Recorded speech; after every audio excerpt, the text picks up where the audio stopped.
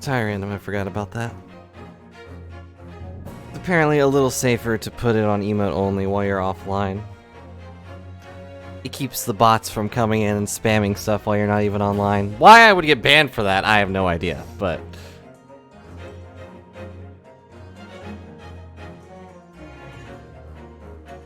yeah, apparently bots are incapable of using emotes, and even if they could, they wouldn't probably use anything bad, because Twitch still has to look at those, but...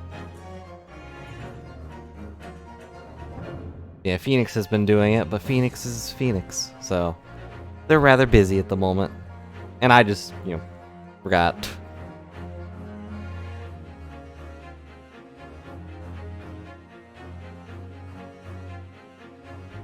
Hopefully this whole bot situation gets figured out soon. I don't really get why it even happened, but the same could be said for any bot situation, really.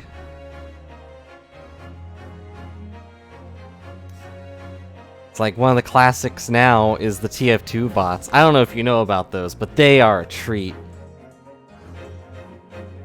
They don't appear in any of the community servers, thankfully, but the TF2 bots will have taken over casual plays. They're just a bunch of bots that just... if they're not outright hacking, they're just like all mashed together and they just run at people and shoot them with like perfect accuracy. My favorite one, of course, is the bots that are able to snipe you through walls. They like spin around, snipe you through a wall, and then just go back to what they were doing. Because people are jerks. The best part about them, like that's actually funny to play against, is that they don't know how the melee system works. Or rather, they're all running on the same movement code. So what happens is they all get mashed together, and TF2 runs client-side stuff. So if you swing your melee weapon and there's a friend nearby, you'll hit your friend instead of your enemy first, for some reason. So the bots all mash together and keep swinging their melee weapons, and you can stand right in front of them and take no damage. Because they're all hitting each other instead of hitting you. It's some weird TF2 thing, where they made melee prioritize friends instead of enemies. I don't get the logic behind it, but I know that's how it works.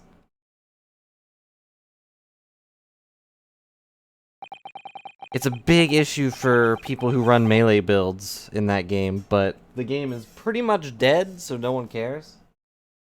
Like, there's still a handful of people that play it, but... you know, it hasn't really been popular for some time now. I woke the following morning, Sasato was already gone. Outside the window, rain came down in sheets. Thanks, random. And so began a longer day than the last, one that I remember for the rest of my days. That's not good. Top of the morning, everybody! It's me, the bailiff! You remember me, right? You're in the Old Bailey, the defendant's antechamber. Oh, she lost her coat. Good morning, Gina. I'm determined to prove your innocence today. I'm sure we can do it. So where's your friend, then? You know, they're in the fancy dress. Cesaro, or whatever, however you say it. I don't know. Mrs. Sato had to leave early this morning. She was already gone by the time we woke up. You alright with that, are you? Forget on me if you like. Go and see her off. It's fine. Although Mrs. Sato and I won't meet again. One day. Maybe tomorrow. No, she didn't do it. We're supposed to believe in our clients, random. Even so. But you, Gina, you only get one chance. This trial of this day is all we have. Good morning, you two. Oh, it's you. How you feeling, Guinea? Did you manage to sleep? Can I bring cats into the antechamber? Aris, what are you doing here? And why are you bringing the cat? What do you mean? When a friend's in need, we show our support. Isn't that right, Waggy? Meow. But if we don't put in the effort, this child and cat will cry. Is that not worth the effort? to make sure they do not cry.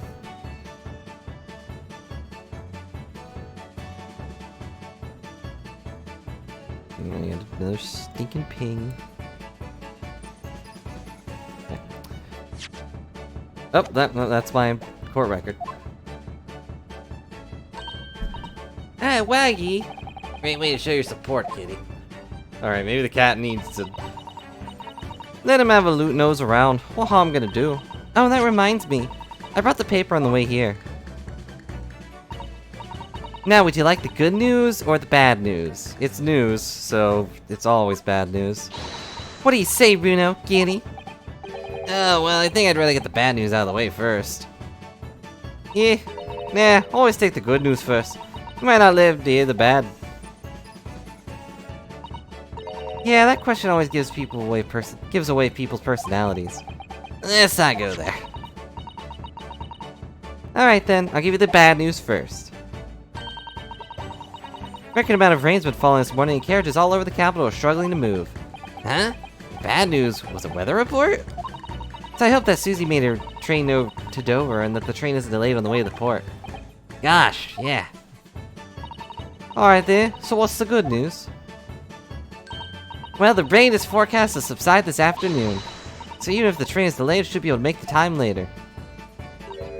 Well, that is good news, isn't it? I couldn't give a monkey's, really. If only all the good news could cancel out the bad. And look, the trial made the headlines too. Pawnbroker perishes in pick purse plunder. See? Did the writer guy write this? That seems like something he would say. How do you like that? Let them say what they want. See if I can. I can't, because you're covering your face. Don't worry, Bruno will show everyone the headline is nonsense. I will? And then in tomorrow's paper, the headlines will be... Discharged diver is dauntless do-gooder. Isn't that right, Bruno? Oh, yeah, let's hope so. Of course they will. I have absolute faith in you. How was that? I was trying to sound like Susan. Did it work? Did it? You didn't flip me, so no. Like she was still here. Today's paper is... Why is that important? Oh, no. The rain's gonna come up later. Good luck then, Bruno. I'll do what I can. Obviously, I don't know the law like Susie does, but still. I've got a bazooka! I'll be on your side the whole time, giving you moral support and encouragement. With third-degree burns. Not sure that big thing is so comforting as you think it is, to be honest, but thank you, Iris. That's very kind of you. Oh yeah, Iris. Yeah, Skinny? Well, I was just wondering is all. About Sholmes. Did they fix them up alright? Yes. The operation was a great success. But Hurley still hasn't come around yet. Eh? Huh, but we know that's wrong because he was talking to what's-her-face, Susato. I asked a friend of mine at Scotland Yard to send a telegram as soon as he wakes up. I'm sure Greg's gonna let us know the moment he's there. There's news. Oh, right. No Susato, but no Mr. Sholmes. It's all down to me today to prove that Geen is innocent of this crime. Miss Geen Lestrade, counsel for the defense. The trial's about to begin.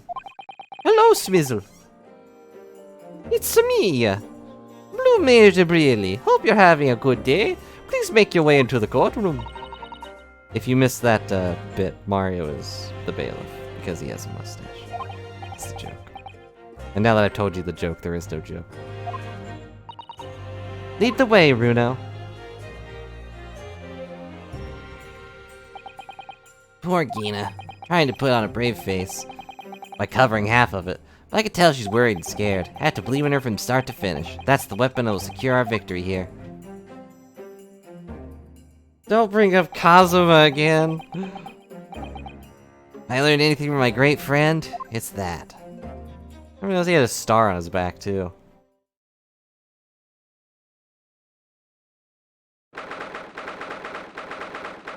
You gotta believe, Random.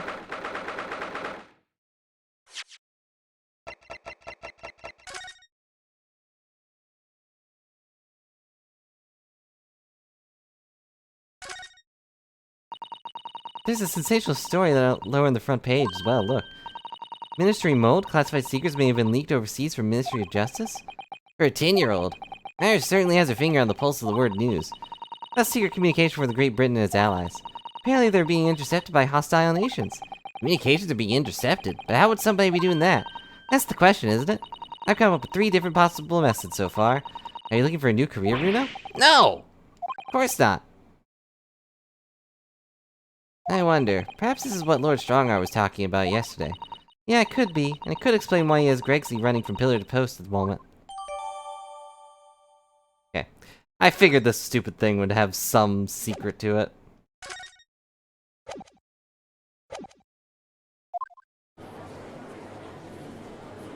Happy to hear it. I hope the stream does improve your day. I'm also having a frustrating day, but it's whatever. Having people here always makes it better, though. So I appreciate you hanging out. Don't feel that you have to say much, though. As long as you're enjoying the stream, that's enough for me. In the name of Her Majesty the Queen, who will remain unnamed, for she is merely the Queen, I hereby declare this court to be in session. Trial to determine the guilt or innocence of Miss Keena Lestrade. Now call upon the counsel for the prosecution and defense to declare their willingness to proceed. The prosecution is ready. Did you miss me, by the way? I'm back. It's the vampire. The defense is ready. Lord Van Zeeks. My lord. Remind me, how many years ago was it that you withdrew from the public prosecution service? I don't know. It was some 5 years ago, my lord. Yes, and the 2 months you resurfaced somewhat unexpectedly, and yet you are in today. Are there some circumstances of which the court should be aware of that led to this erratic behavior? And one might describe yourself as a former life 5 years ago past. You dealt exclusively in matters concerned with the highest echelons of society and government. Really?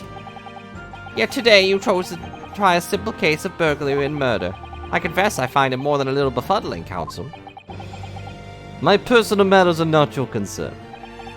There are 2 types of person I cannot abide. Firstly, those wealthy scoundrels who hide behind a mask of philanthropy to cheat the public at large. It's almost like you shouldn't be able to buy your way out of a crime, but let's not talk about that. He means Mr. McGill, who you defended against the Reaper 2 months ago. Yeah, thanks, Iris. I know. I just about managed to work that out. Thank you. Magnus McGill. If I know what a monster he was, I never would have defended him. And secondly, even more loathsome, those wily scoundrels who masquerade as allies only to effect total betrayal in the final hour. In other words, the confidence tricksters from those teeny islands in the Far East, the Nipponese. What? You really just say that? He means you now, Bruno. I actually managed to work that out too. Thank you, Iris. Total betrayal? What are you talking about? That torrid look of hatred in Lord Van Zeek's eyes, even though they're closed. Was that directed solely at me? Are we talking about all Japanese people? An alarmingly scathing explanation, Lord Van Zeek. Still, the judiciary welcomes the return of the so-called Reaper of the Bailey, feared by all of London's malefactors. Your lordship is too kind. I will try my best to not break something today. Now, jurors, the 6 of you have been selected at random to represent the will of the people in this trial, and will most likely recognize at least half of them. Yep. Well, there's one new face. Wait a second. The guy on the far right definitely looks familiar, but I can't place him. You ready to hear the evidence placed before you and determine the guilt or innocence of the defendant? I don't remember his voice. As former lieutenant of the British Army, don't you know, chaps like me were born ready. Clean crockery, clean cutlery, and clean conscience. His lordship motto is very appropriate here, I think. Everything will be serious topic in the future. Absolutely, absolutely everything, and I'm ready for it. Spoiler, it's not. I don't understand it. I can't have left it here. Not possible. But could I have? Women indispensable in society. Stop. Female-centric future awaits. Stop. Could you not bring your quirks into the courtroom?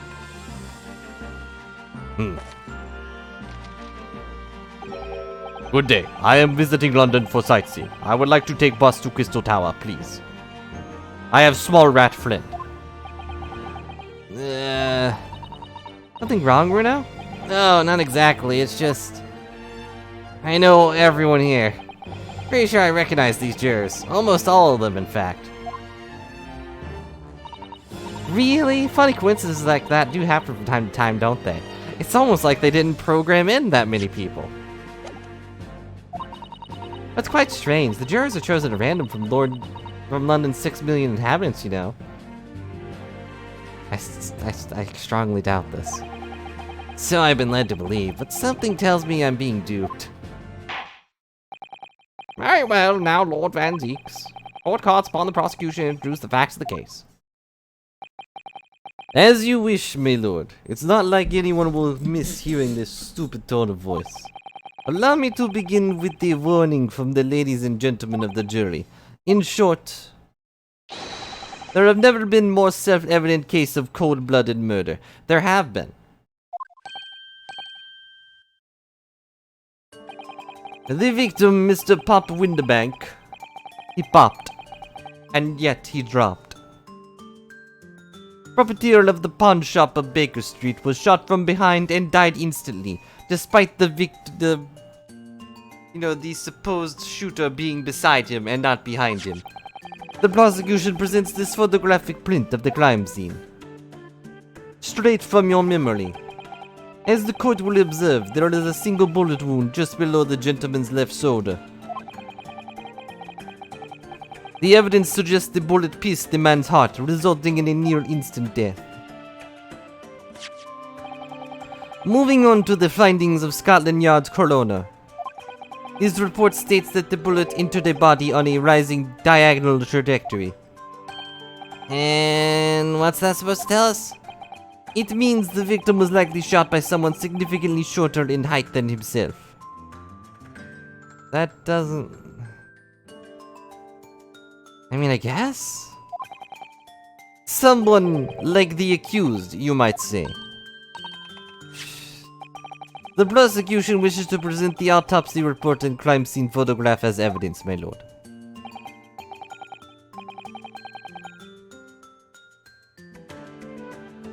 Hello, Riesling. Hope you're having a good day. No, I think it was someone shorter. Based on the silhouettes we saw when someone shot Sholmes. The person on the right, or was it the left? One of the two people that showed up as silhouettes appeared to be very short. It might have even been McGill. He might have faked his own death. Indeed, the court accepts. Hand over the bailiff, please. I accept the autopsy report. I accept the crime scene photograph. I now ask the court to turn its attention to this photograph, to the plan of the establishment where the incident occurred. The proprietor was found in the storeroom where he kept articles pawned to him. A windowless room with a single point of entry, a door to the main shop that was found locked. In this sealed chamber, there were only two persons present. Because he just kind of conveniently ignore the window that it had. The victim, Mr. Windibank, and the accused. It may further the interest of the court to know that when the accused was discovered at the scene, she had in her hand the gun used to fire the fatal bullet. Parts of your teeth may have broken. I'm sorry. Isn't that grumpy little thief the pickpocket anyway? One of those filthy drabs that lives in the slums of the East End. I apparently can't control these text boxes. The only amount of time for she got blood on her hands then. What are the jurors waiting for? The guilty. Can't jump to conclusions here. Mustn't assume her guilt because of what she has to do to survive. I'm just going to pour this glass right here, okay. My learned Nipponese friend, it is you who mustn't jump to conclusions. The prosecution has barely begun presenting its case. I wasn't really talking to you, though. Conveniently, this appalling act of murder did not go unobserved. There were witnesses. Good gracious! After their testimony, this girl's true nature will be exposed. Pitiful pick-puss or cold-hearted killer. You know we were there too, right? Like, your words don't really mean anything when we have someone in the hospital that was shot. Here's to establishing the truth.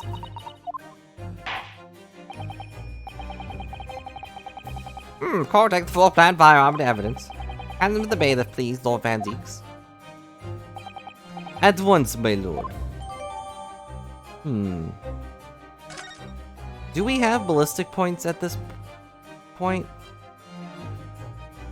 Signs of a single discharge.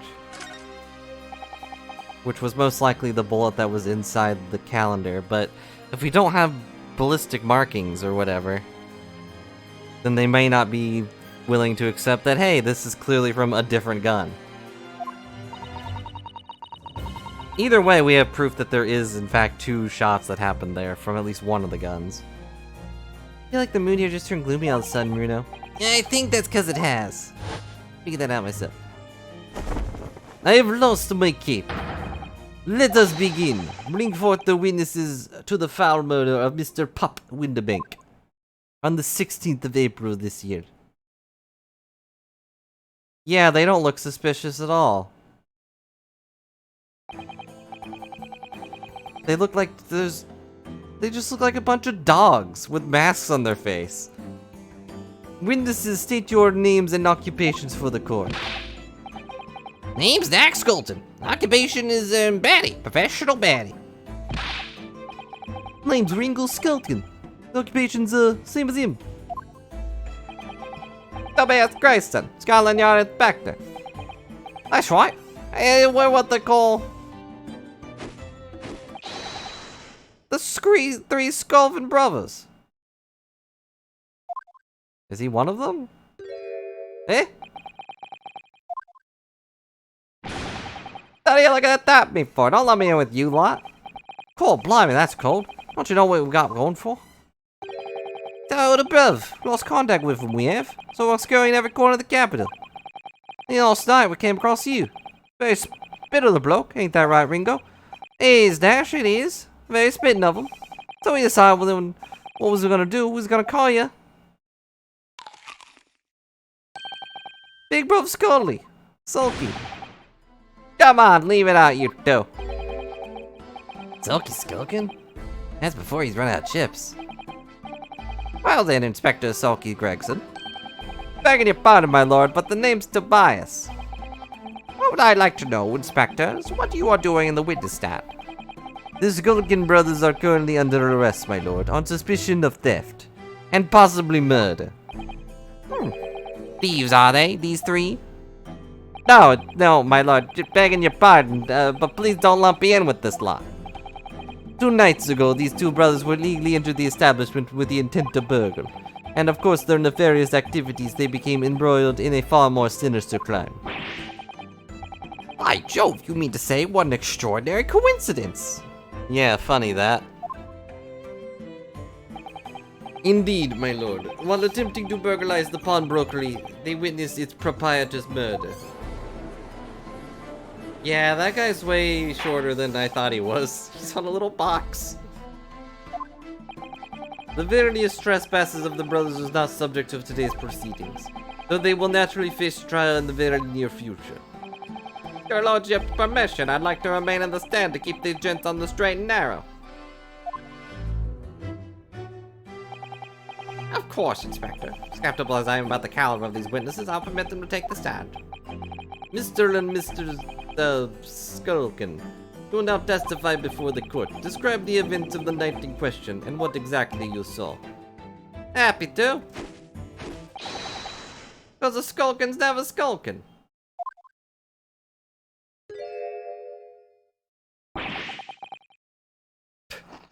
Get out of it. They look like little dogs. Or at least the small one does. Guess they're supposed to be like an apple and a pear. I mean, they're quite the pair, but... We was walking down Baker Street in small hours, and the gaff store was ajar, you see? It was like some kind of sign, begging for us to go in, it was.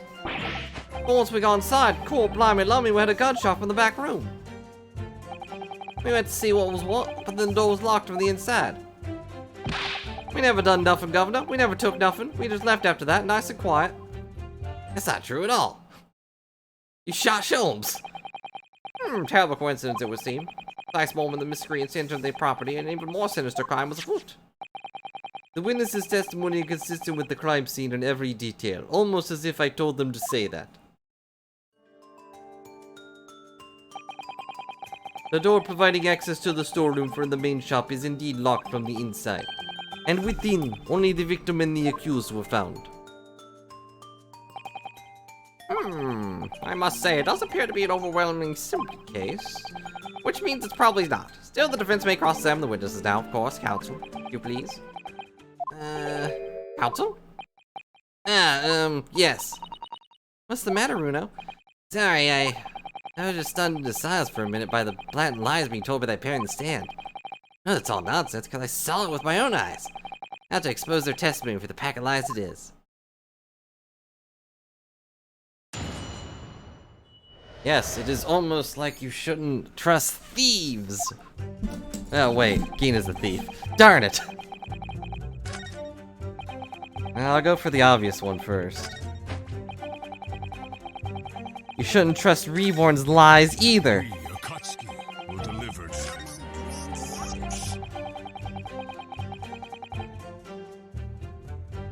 But I hope you're having a good day, Reborn. Press the button. Hold it! You didn't do or take anything? Is that your story? Well, about him soon as it was. Didn't it? It was, Nash, it was. Didn't even have time to pull me dukes out of me lucky lockets. I don't even know what that means. There was no time to take your hands out of your pockets, you just left. Nice and quietly, you say. That's right, Governor. Nothing we ain't more than violence, peace-loving nibblers we are, not burglars. We are, Nash, we are. Never even pulled the dukes out of me loosey lockets. So you clearly like us to believe... Eh? Come again? As you fled from the pawnbrokers that night, did you not run into anyone else? And did you not fire a gun at that person? Saints alive, they fired a gun, you say? Blimey, Governor. You ain't telling us it was you in the doorway? It was. Why the bleeding no? You were armed with a gun, and as you fled the scene, you fired that gun at London's greatest detective, Herlock Sholmes. You shot the great Mr. Sholmes? I did hear that, actually. The rumor he'd been rushed to the hospital.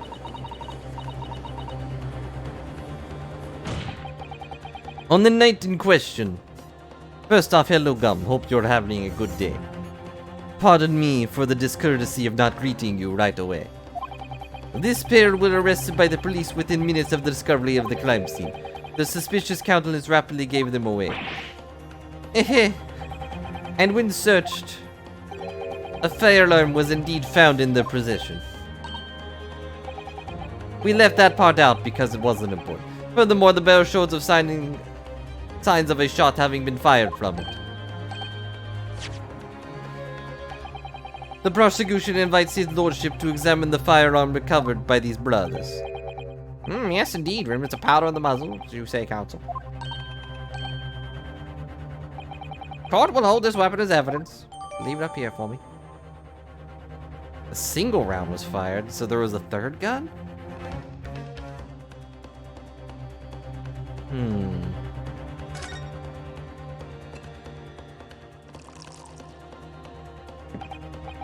Now, my learned Nipponese friend. Yeah? Here's to you successfully presenting the evidence. For yes, there are telltale signs of spent powder on the gun, a single bullet missing from the cylinder. But the prosecution demands evidence that it was fired at the scene of the crime under scrutiny of this trial. Yeah, there's a guy in the hospital. I don't need evidence, because I was there. Objection! However, the rest of us in this courtroom were not. The defense fails to provide evidence in support of this rash claim. We shall have no choice but to toast your incompetence and move on. So your testimonies are fine, but mine aren't? Evidence that these two fired a gun before they left the Windibanks that night. Court demands the claims informed with clear proof. What evidence shows these witnesses unloaded a fire when the pawnbroker's shop that night?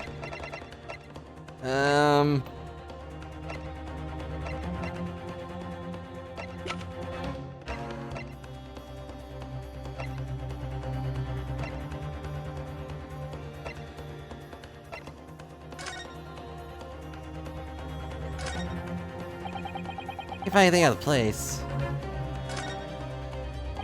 So, there's ammunition still loaded from 5 with this revolver's 6 cylinders.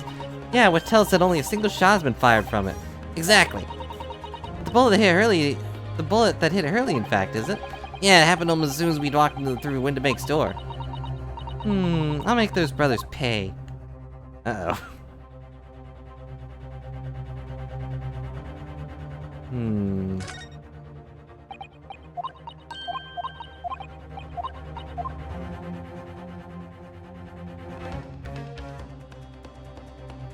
Something that says that they... What I think of is the...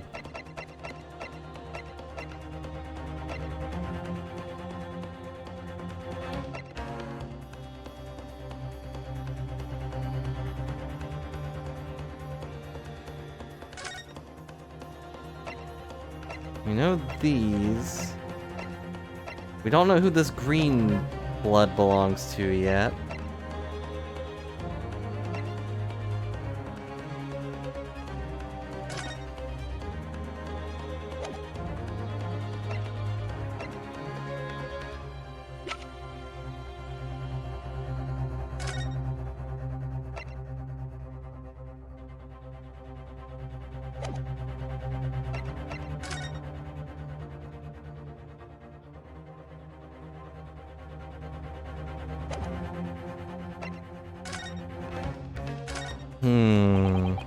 If anything out of place.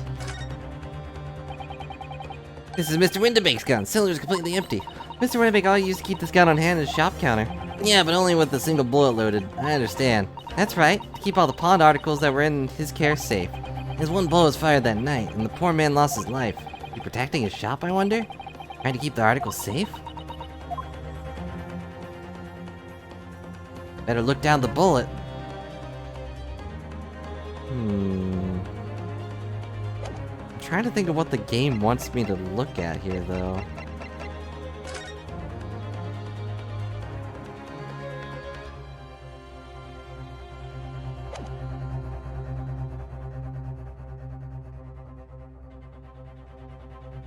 It could be this or the autopsy report, I guess.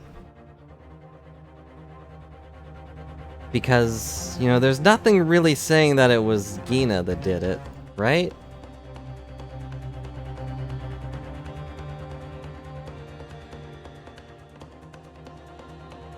Is there anything in...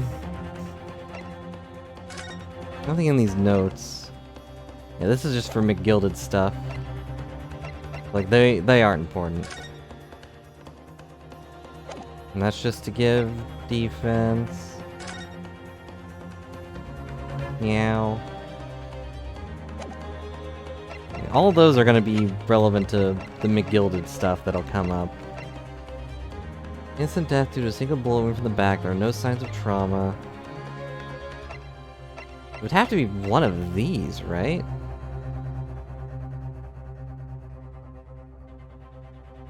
Right?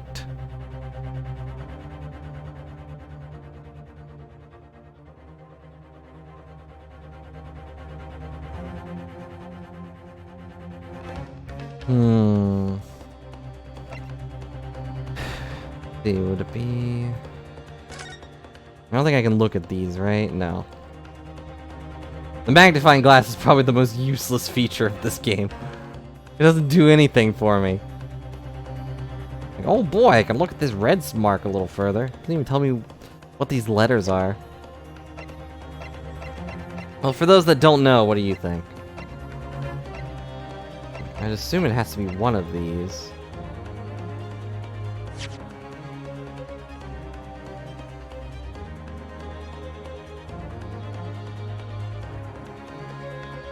These are the written down text.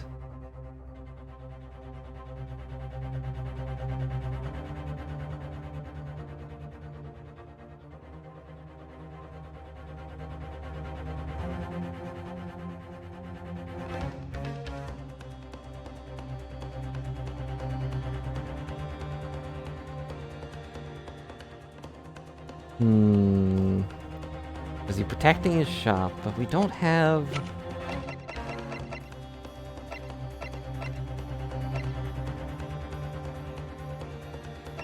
Yeah, that wouldn't prove that they unloaded a gun. The only thing I can think of is one of these, but I don't know which one to pick.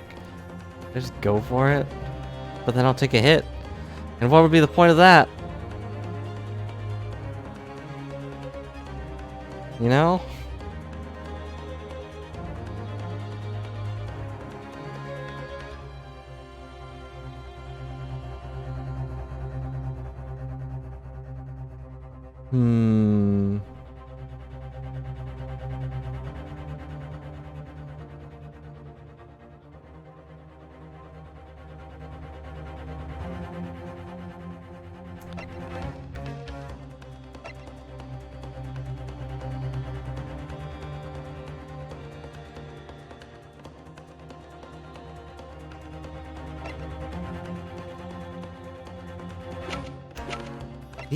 Neither of these really prove that he shot. It just shows he was shot, not that they shot a bullet. And they'll probably just be like, hey, this is obviously... This was obviously because, you know, he was shot by the small child with his gun, which makes sense for some reason. So the only thing I can think of... Maybe this?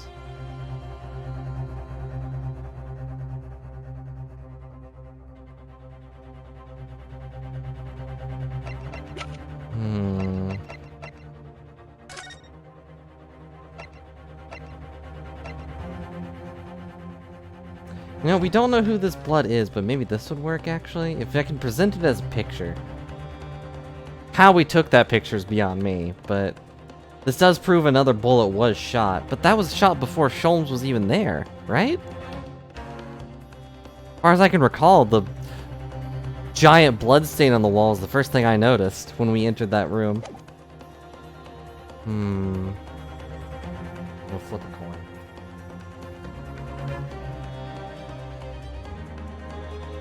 Alright.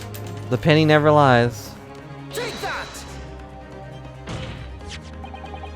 The evidence is in this portfolio. Okay, I guess we got it right because the thing... What on earth do you have there, Counsel? During the course of this investigation, we discovered a number of bloodstains. Not trusting the police to do the job they're trained to do? How arrogantly Nipponese of you. You realize that we've proven 2 cases to be false, right? Like, ignoring the first one, the police aren't exactly always competent. Well, anyway. We analyzed all the blood samples we found and recorded the results in this portfolio.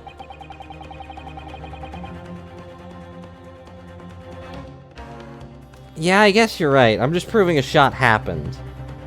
Not that it was necessarily their gun that did it, just that there was a second gunshot. I guess I'm just thinking too far ahead with this game. You claim to have the evidence the court is demanding therein. Yep, my lord. No more dallying, then, Counsel. Present the permanent evidence at once.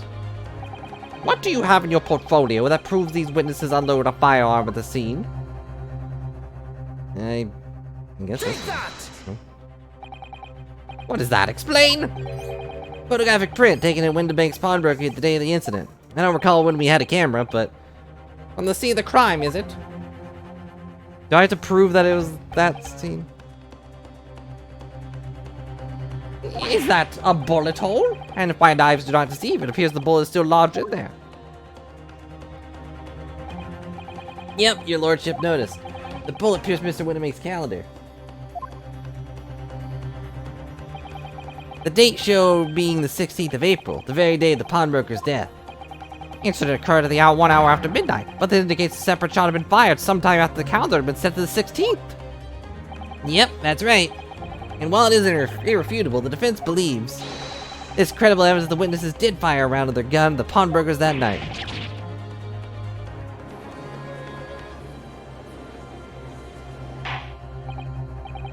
How does the prosecution stand, Lord Van Zeeks?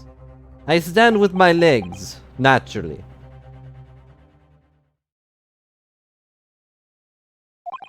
If that is the direction my learned friend wishes to take, the prosecution has no objection. What?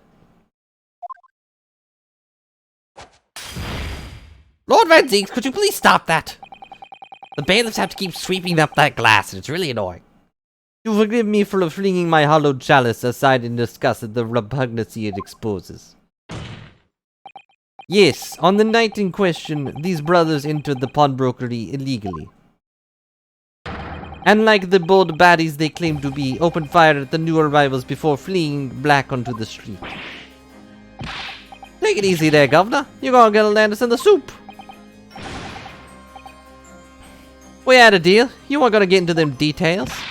Tell him, Sulky. Set the bloke straight. I have nothing to add. So he knew, did he? Van Zeeks knew the testimony would almost certainly expose the extent of their crimes. It would seem now that I owe my learned Nipponese friend a word of gratitude. What do you mean? What I mean is that you have helped me confirmed an important fact. To what fact do you refer, Lord Van Zeeks? As has been established, the point of their arrest was a single shot had been fired from the brother's gun. However, if that shot found a target Mr. Sholmes, then clearly these witnesses cannot be accused of the fatal shooting of the proprietor and the victim. In other words, these two men have no material connection to the murder of Mr. Windibank at all. But that's it.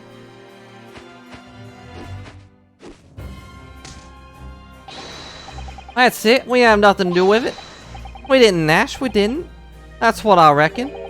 Your crimes include unlawful injury, intent to steal, perjury, and let us not forget, attempted murder. Quite a catalog, eh, fellas? We're in fire now, bruv. Now then, let us take a moment to consider the aforementioned great detective, Mr. Herlock Sholmes. Seemed the man patronized the pawnbrokers in question somewhat regularly. Where's he going with this? Mr. Sholmes appeared to have taken pleasure in tinkering with his eccentric machinery. Eccentric, says who? Not me, don't give me that look. He installed a pair of machines like this one in the victim's shop. Oh, that's one of Hurley's red-handed recorders. What is that, Counsel? Appearance of a photographic contraption. As your lordship has surmised, it is indeed a camera attached to a small timing device. Every half hour, it automatically photographs the interior of the establishment. The idea being that if a thief were to break into the shop, he would be caught red-handed. Prosecution has obtained the photographs. That's a lot of photographs. I don't really want to laugh that many times. Obtained the photographs taken by the device on the night in question. At least someone just put their stupid dog picture there. A lot of these sure are the same. As the court will observe, conspicuous identical prints are produced in quite desultory fashion. That's a word. Rather prodigal, I feel. In fact, there are 2 such devices in the victim's shop, my lord. Here is the second set. If I may refer to court to the plan of the premises, the representative positions here and here. Say these cameras produce a print every half hour. I'm afraid I failed to see. Oh, that would help if the anticipated thief conducted his activities in one of the many 30-minute intervals. One can only play the would-be criminal lingers, my lord. On the night in question, the witnesses clearly were not caught on camera. That's a bit of fair truck. Eh, bro? Lucky Luck loves a skulking. Witnesses, what time do your trespassing begin? Eh? Must have been just after 1. Right, bro? Must have been, Nash. Must have been. Yeah, just gone to 1. In which case, minutes before the brothers entered the establishment. What scene might we expect to see within the shop? Let us examine the evidence. Good lord! It's the defendant! Mischief and Lestrade! Yeah, but I didn't fire the darn thing. As the court can clearly see, the accused pictured gun in hand facing the victim over the shop counter. How did they get to the other part of the room? That doesn't matter. No doubt coercing the puppeteer to open the door to his storeroom. Right, one can only too easily imagine the events that unfolded. Court will take its photographic print as evidence, if you please, counsel. Uh-huh. Ugh. I don't believe it, Kitty. In short, the accused is the only person who could have possibly killed Mr. Windibank. Except for, you know, the 30 minutes in between. I say, my lord. Wonder if I might put an award at this point. Go ahead, Miss Foreman. Took a Ballymore to the knee in about a minor one, 1880, don't you know? Decorated for all that, but forced to retire from service, sadly. Of course, a medal can never outshine the exploits of chaps like us on the battlefield. Yes, Mr. Foreman, and what exactly is your point? Carried on the battle after retirement, you see. That battle of daily life, if you like. Here I am now, leading this small squadron, 6 men, all good and true. We'll go down together, you mark my words. One for all, and all for one! The ultimate quirks! Here it comes. Ladies and gentlemen of the jury have reached an agreement, have they? Is that what we are to understand? Well, Mr. Foreman, is that correct? Manner of speaking, yes. That's the Garradub squadron position, sir. What? No! It's too soon to make a judgment here. Guys before the court, men on the double.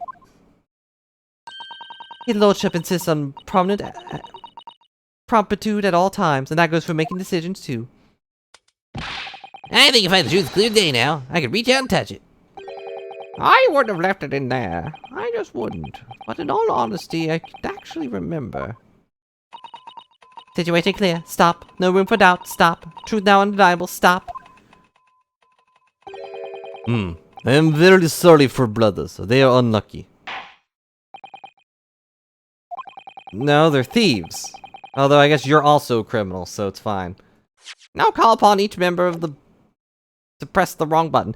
Remember the jury to state his or her leaning on this matter. Now it's your considered verdicts to the court. Guilty. Guilty. Guilty. Guilty. Guilty. Guilty. Guilty. Oh, that's a much more menacing voice than I was expecting. I don't know why he's here. But for those that may have forgotten, I'm pretty sure he's the Russian dictator or something that escaped in like chapter 2. Or was in the news of chapter 2. Who we thought may have been the ballerina girl, but, you know, isn't. And now he's here with his mouse friend. Have 50 days even passed? I guess it's been 2 months.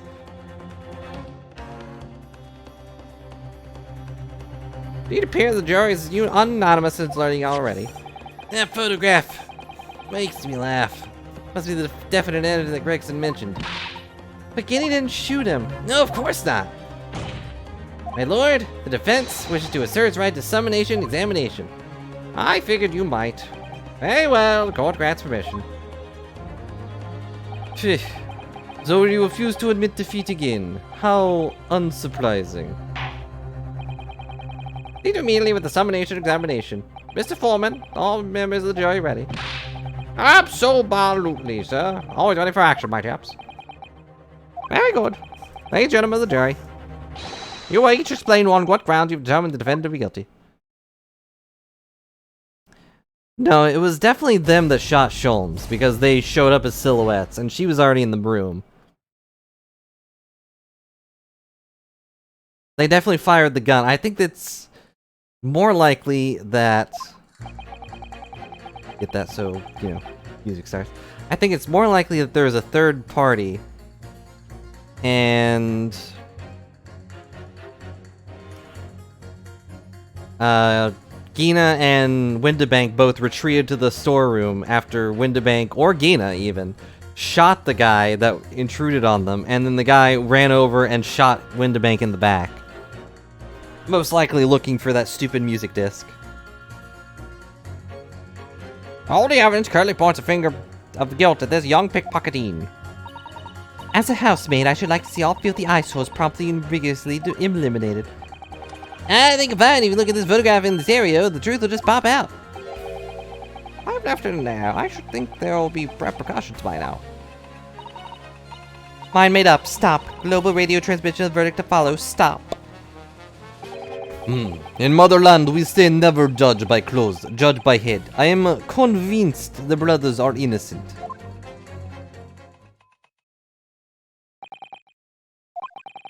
Circumstance of the crime, the evidence do indeed implicate the defendant rather compulsively. In the storeroom, locked from inside, in which the victim and the accused were discovered alone. And in the accused's hand, a fatal revolver, firing which was heard by these witnesses. Not to mention this print. But the angle at which he could have been shot makes no sense, guys. Think of a chap who's seen the actual battlefield. That young girl's on verge of pulling the molly trigger. Yeah, I know. Thanks a lot, Mr. Sholmes. Oh dear, Hurley's cameras were supposed to help, not hinder. I'm afraid you'll have to uphill struggle ahead of you. Gina didn't shoot Mr. Windibank. Which means there's more of the situation than we've yet to see. Agreed. Stop reading my mind. You have the floor, counsel. Proceed with the summonation examination. I'm up here now. Shouldn't Gregson be, like, closer to them in case they make a run for it?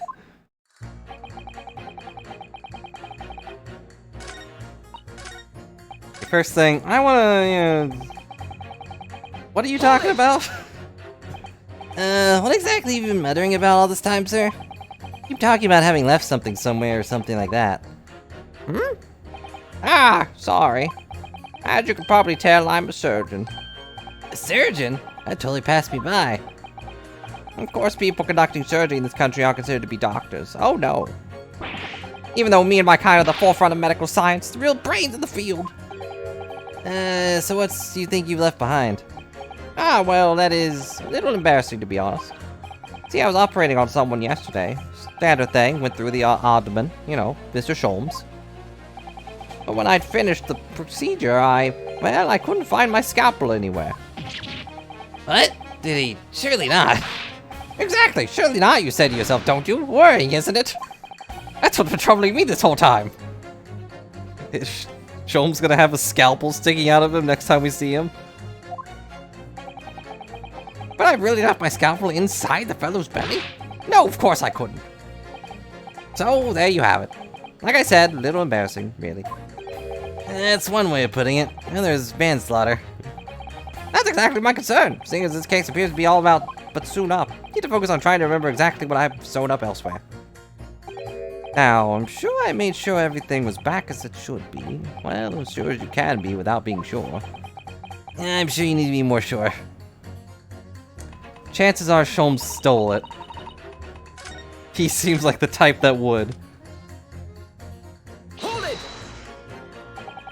What do you mean, look at the photographic print in stereo? Sorry, what? Don't you know? If you look at photographic print normally. So there was the pickpocket girl's about to shoot the victim, obviously. Objection! Objection? But there's no indication the defendant ever fired the gun. All I'm saying is if you look at the same print in stereo, it could reveal all sorts of new information.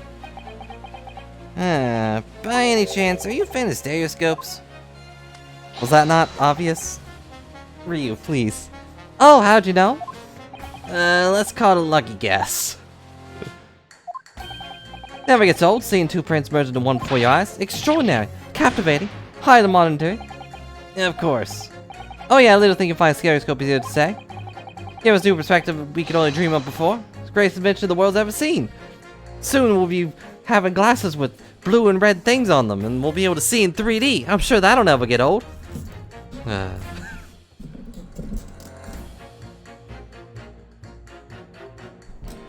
Sure that'll never get old indeed. If only I could give me a new perspective on this case, I might agree with you. Possibly could.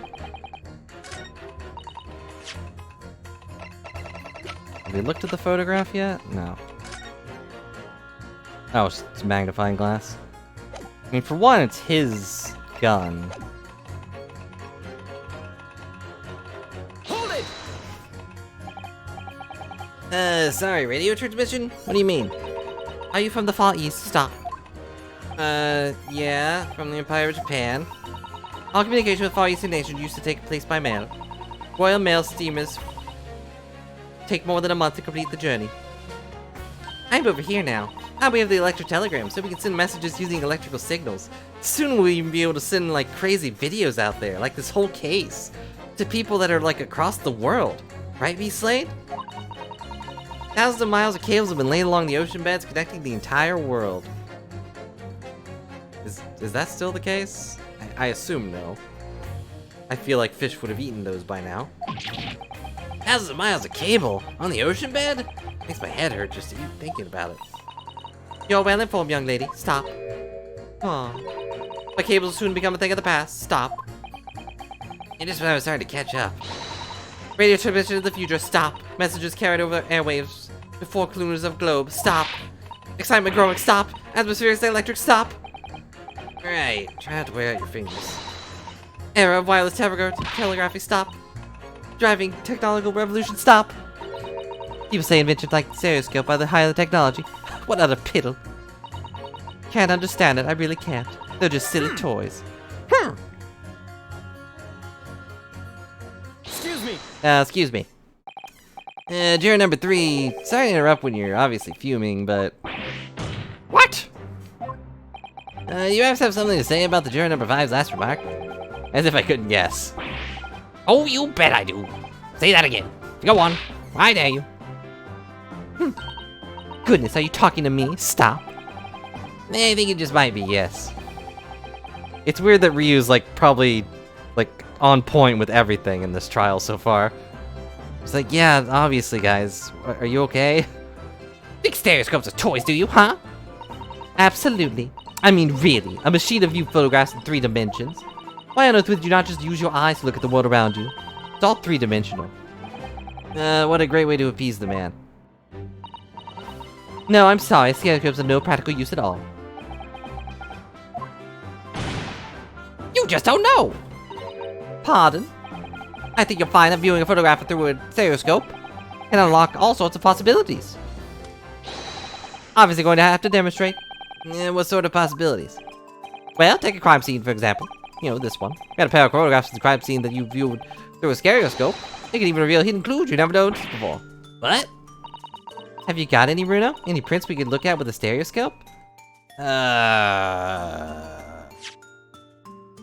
mean, technically we've got all of these.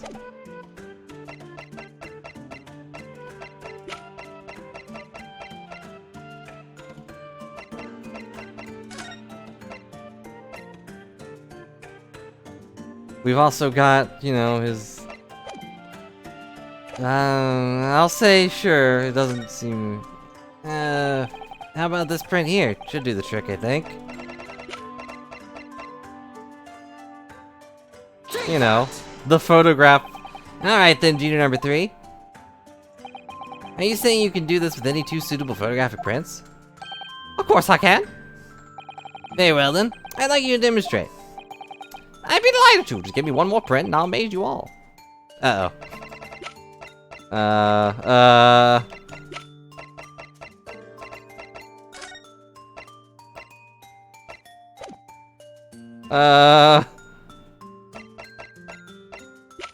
Do we have another print?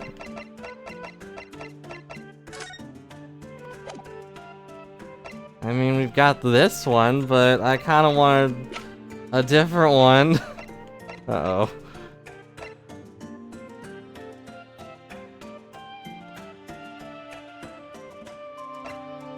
Like, I guess you would...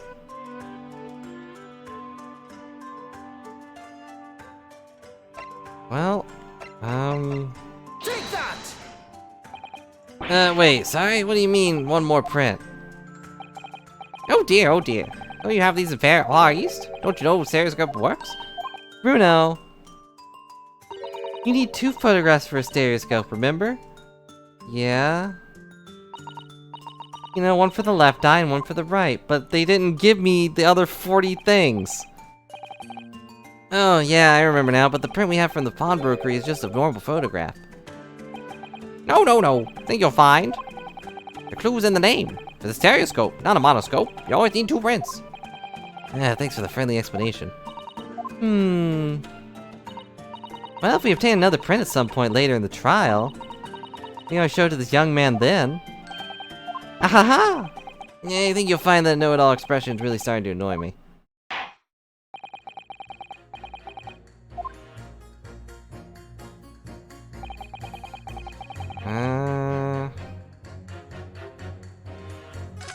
Like maybe one of these guys give me a different one?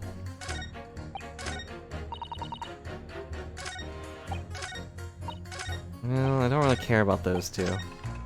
They're clearly not important. In Motherland, we say never judge by clothes. I am convinced brothers are innocent. Hold it! Please tell me you're not villain Bolshevik. The Russian revolutionary. I'm glad even Ryu noticed. The revolutionary? Da, I believe there is such a rumor. It's just a rumor? As you see, I have unfortunate appearance. I look like vicious criminal. Your words, not mine. Just want to point that out. People call me revolutionary, murderer, autocrat, Autobot, rollout, and which glove fits? I do not wear gloves. Good day, I am visiting London for sightseeing. I would like to take a bus to Crystal Tower, please, so I may blow it up. I appreciate that the rat is, or the mouse is also reading. Right, that didn't sound staged at all. You forgive me for having my doubts. To be treated like vicious criminal all the time, it's very painful. Please, people do not realize. So I have many sympathies for these brothers. People say they are criminals only because of how they look. Skulkin Brothers? Da, maybe they went inside pawnbroker's shop, but they have done nothing wrong. That is all I want to say. The Skulkin Brothers did nothing wrong that night. Alright, well, first of all, that's one not so little misunderstanding I'll need to clear up straight away. Tell me something, Iris. Uh-huh. What is it, Bruno? Yours are trying to random from the inhabitants of London town, aren't they? Yep, it's amazing, isn't it? Even though it's totally not true. In that case, how is it there's a Russian tourist sitting among them who looks all the world like a revolutionary? I wish I knew. I can't change the minds of more than half these 6 jurors. Alright, it'll be over. You know Guinea would never shoot anyone.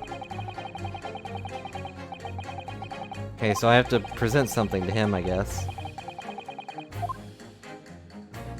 The gun, I suppose? You know, the one that they shot?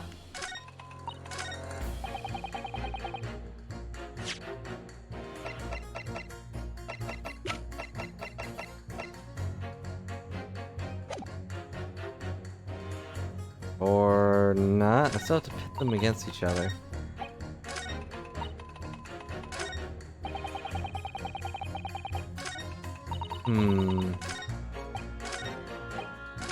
And he needs another thing, so I guess it has to be one of these 2. Right?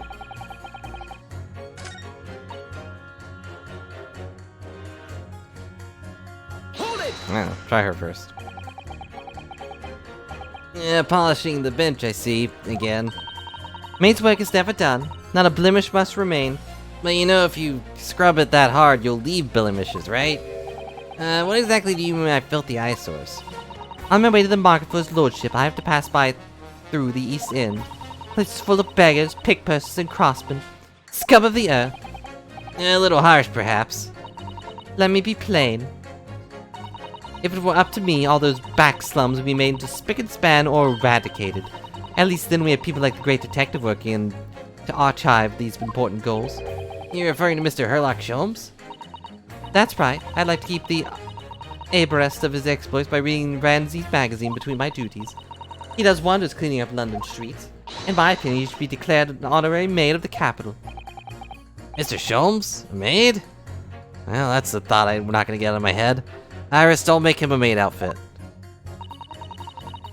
Really quite unforgivable. Gutter scum having the audacity to shoot our very greatest detective. Minor detail, it was the two brothers in the stand who shot Mr. Sholmes, not the defendant. A minor detail indeed. They're gutter scum as far as I'm concerned. Well, it just might be an idea to get our facts straight away. Yes, alright. I shall amend my statement. Okay, so now I can pit them against each other.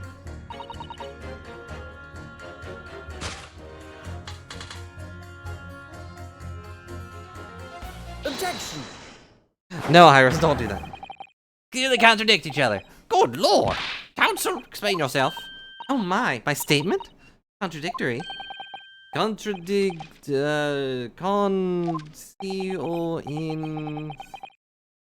You're number 6, you got the wrong end of the stick. I do not have stick, I have mouse. I was gonna say that exact thing.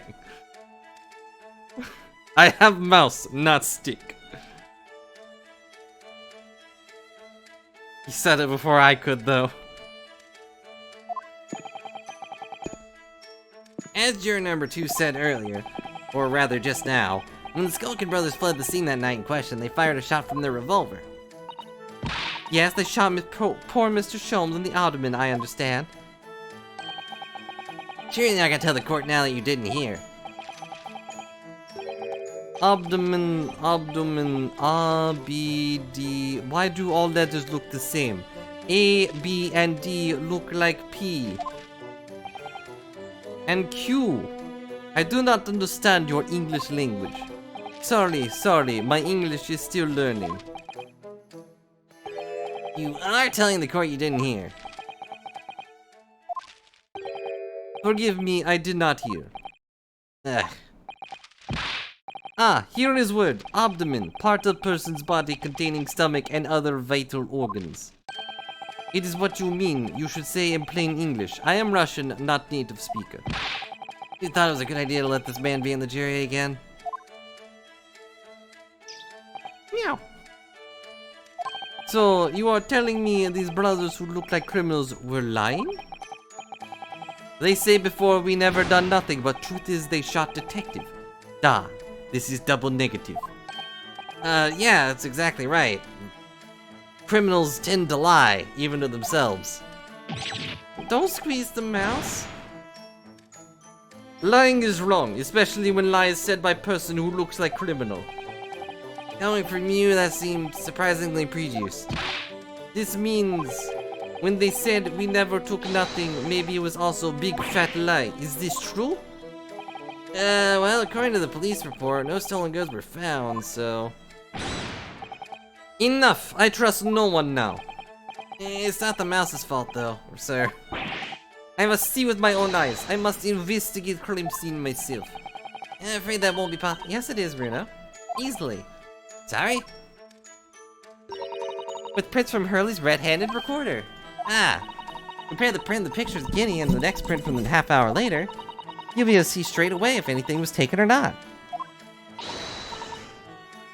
Mr. Prosecutor. That is tut-tut.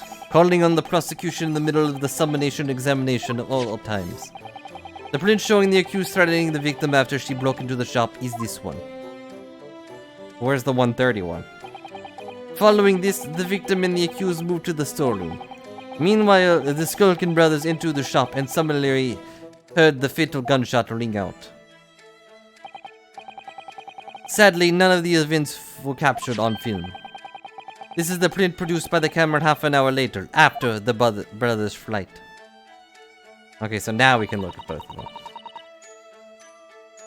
So this was taken after Hurley was shot then. As far as I can tell, nothing's been taken. Does seem to be the case. Can't notice anything obviously missing in second print. So brothers who look like criminals told only one lie. They shot man, but they stole nothing. It would seem so, yes. Good. No, not good. Still shot a guy. You were right, I did not understand the situation. Now I know brothers have lied. I think it's very important to continue with trial. Oh.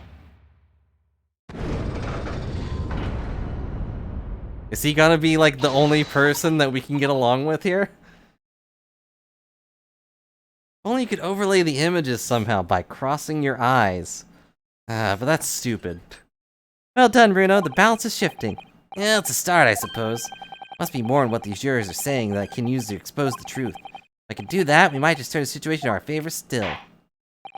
Thank you, counsel. Continue with the summonation and examination. I'll do it again. Kindly hand that new photographic print to the bailiff to be filed as evidence. Maybe you could just hand over the entire stack? I think everything from midnight to 2 or 3 is probably relevant.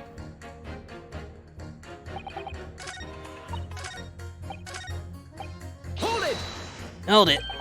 Can it really show up new clues, though? Don't know, let's try. How about this print here? It should do the trick. Take that! Alright then, juror number 3. You saying you could do this with any 2 suitable photographic prints? Of course I can. Very well then, I'd like you to demonstrate. Be delighted to, just one more print and I'll amaze you all. Take that! Alright, these 2 prints were both taken with the same camera in the window banks on the night of the question. Yes, I see. Tell me, Mr. Lawyer. Do you not know my name? Do you know how stereotyping images work? Do you understand the principle? Well, I think so. I did have a lesson only yesterday. Left and right eye images need to be the same, only with a slight shift in the position of the same objects. Then when your brain merges the 2 images together, inside your head, it notices the shift as if it were depth. Yes, exactly! It's that small shift between objects in the 2 pictures that are really important. How would you see photographs that are exactly the same then? No, obviously that wouldn't work at all. Not for seeing the scene 3-dimensionally, anyway. Oh, of course, now I see. I think the young girls discovered the secret. I have. Can you uncross your eyes before you tell me? Oh, have a look at these 2 pictures from Hurley's camera, Bruno. Go on. Alright, and then morph them together. There's a really obvious difference between them. Well, yeah, the thing has been broken. I can do that without crossing my eyes, thanks. Of course there is. There are 2 people in the first and no people in the second. Well, yeah, obviously you can see that straight away. But now, try looking at the pictures in 3 dimensions. Alright, I'll give it a go. To start with, you have to cross your eyes and then try to make the 2 pictures overlap exactly. Let's see if by crossing my eyes I can make the quill pins from each picture overlap in the middle. How do I... wait. Did you manage to see that properly, Bruno? Not really?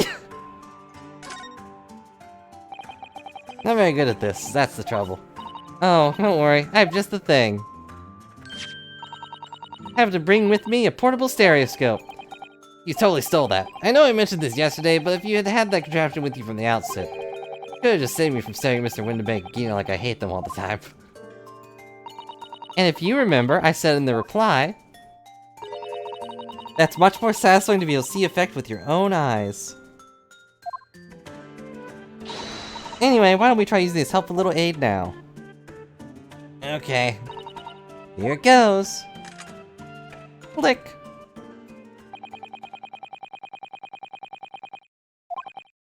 Now let's see what we've got. Wait, look at that. What's going on with these two pictures? Some things at the counter just sort of jump out at you. I also can see this thing. But also, how did we all get copies of these pictures? Yes, that's it, you see? That's the other amazing power of stereoscopes. Other amazing power? Are they going to explain this? Black magic, eh? Why the deuce some of these things at the counter jump out at you like that? I think you'll find that if you consider the basic principle of the stereoscope, you'll answer your own question. Basic principles of the stereoscope? As I said before, if you try to look at two identical pictures using a stereoscope, it won't work at all. It's a slight shift in the position of the certain objects that let you see the pictures in three-dimensionally. In other words, even though at first glance it seemed the objects at the counter haven't moved at all between the two pictures, it shows that actually there must have been a slight shift in the positions. Must have been. Hold on fire there, sir. Got a reasonable grasp of this whole cross-eyed business now, I say. Why the devil does the shift between the two prints exist in the first place? Well, what's the answer, fellow? Come on, you cross-eyed master. What? Me? I haven't the first idea. You know, Runo, it's quite simple. It is? Just think it through step by step. First photograph was taken at 1 a.m. Then, 30 minutes later, the second photograph was taken. I didn't actually notice that the other things shifted to the right until they flipped them just now. So it looks like they were slightly pushed. What I did notice is that the lantern on the bottom, which is hidden by the text box, has been broken. Vision of some items on the counter appears to have shifted slightly on the intern. So that means that sometime after the half-hour interval, someone must have tampered with things on the counter. Zookers! Someone tampered. New information, stop. Not mentioned in the testimony so far, stop. Yeah, we had to go around in circles a little here, it seems. I'm starting to see what I should be aiming at in this summonation examination now. Ladies and gentlemen, the question is now clear. We know the items on the countertop were moved. But by who? Are you suggesting you might know? Of course. I can tell you right now who's responsible for the almost imperceptible shift of the items on the counter.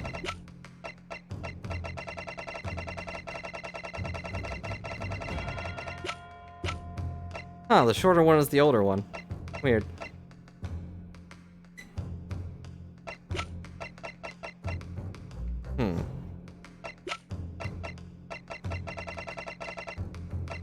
It was you, Van Zeeks! No.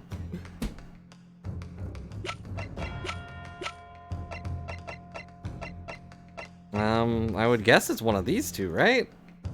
I wonder if they'll badmouth me for saying the wrong one.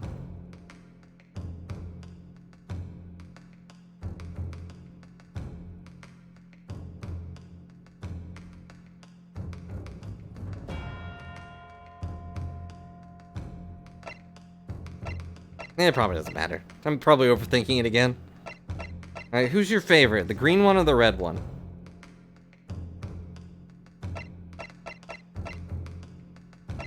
Got Nash and Ringo. This one looks like a dog, so I don't... Neither. You gotta have a preference of the two. They can't be even. Yeah, I'll flip a coin.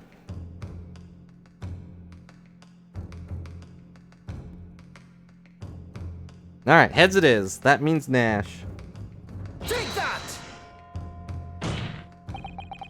It was the witnesses currently in the stand, the Skulkin brothers. Wait. This does not agree with what brothers said in testimony before. They said they did not even time to pull dukes from Lucy Lockets. My phrase book says dukes means hands, and Lucy Lockets means pockets. It does? I need that book. I don't understand most of their slang. But this... another lie? Is that what you are saying? Yeah, I'm afraid so. Now hold on there a minute, you can't be sure of that. I quite agree. The accused is common pickpocks after all. Perfectly possible she went through the things on the desk to see what she might steal. I think that's unlikely. And why exactly?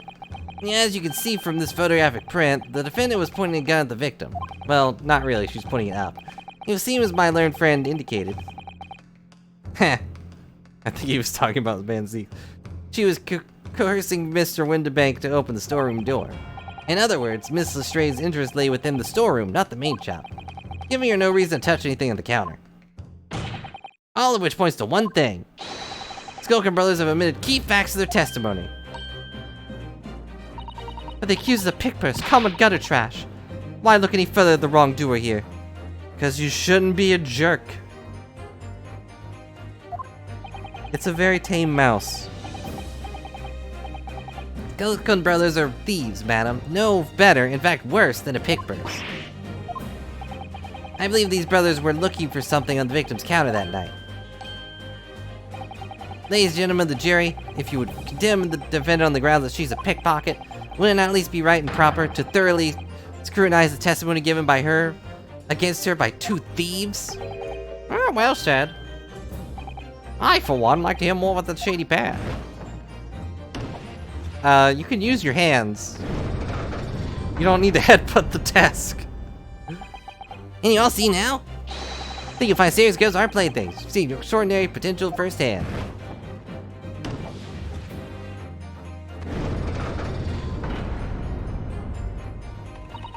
Wholeheartedly agree. Stop. Must purchase after trial. Stop. We'll return home via Regency. Stop.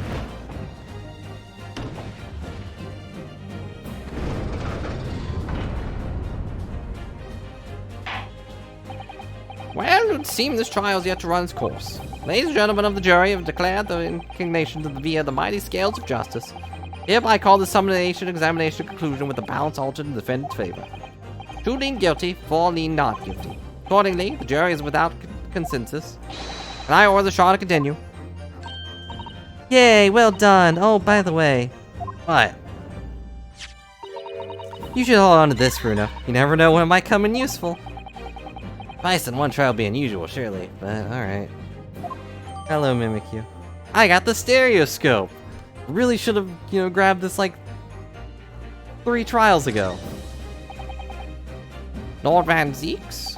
You will instruct the witnesses that the court demands additional testimony from them. Who got killed this time? The pawnbroker guy. Mr. Pop Windibank. I'm sure it won't spoil the banquet to do so, my lord.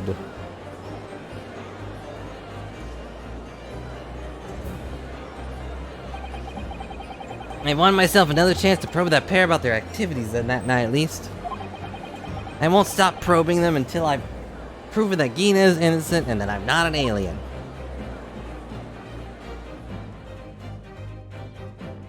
At the end of the first... Yep, that was the first part of the trial. Hooray.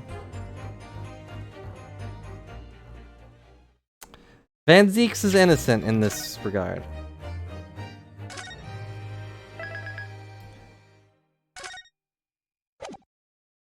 But Pop Windibank, I'll show you on the court record when we actually get there.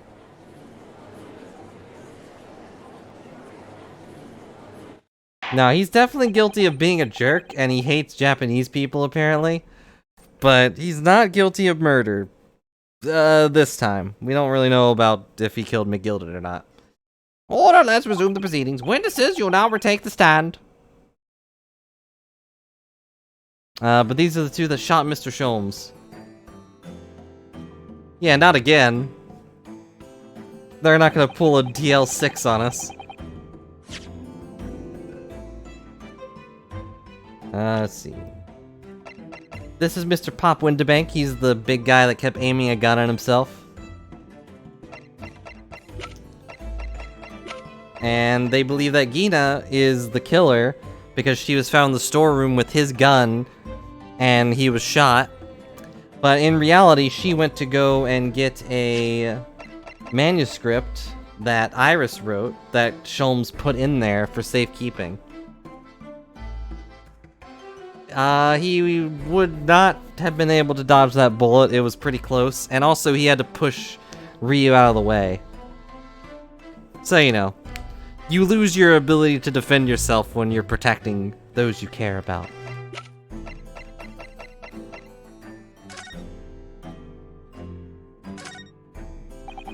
If anything out of place. You have to pop your 2 prints in here to start with, you can see. And then when you look through the eyepieces, you can see the image in 3 dimensions. Important thing is to get right as the position of the 2 prints. I don't know who came up with the idea of stereoscope, but it's really quite fascinating.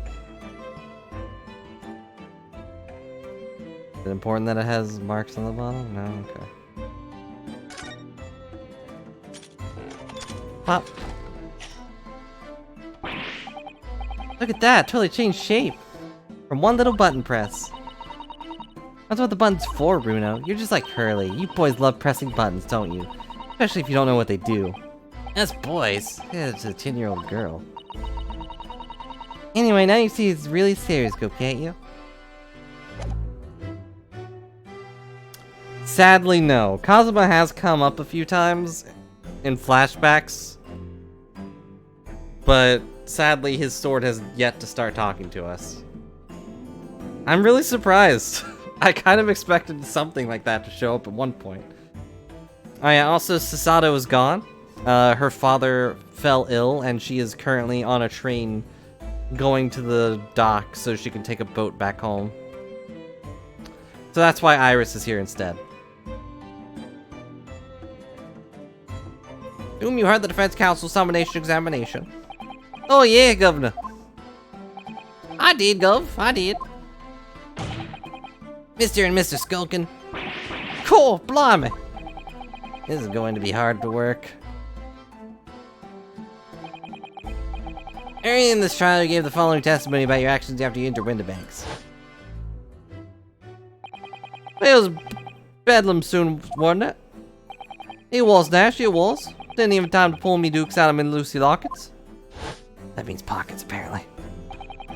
However, that was a lie. You brothers...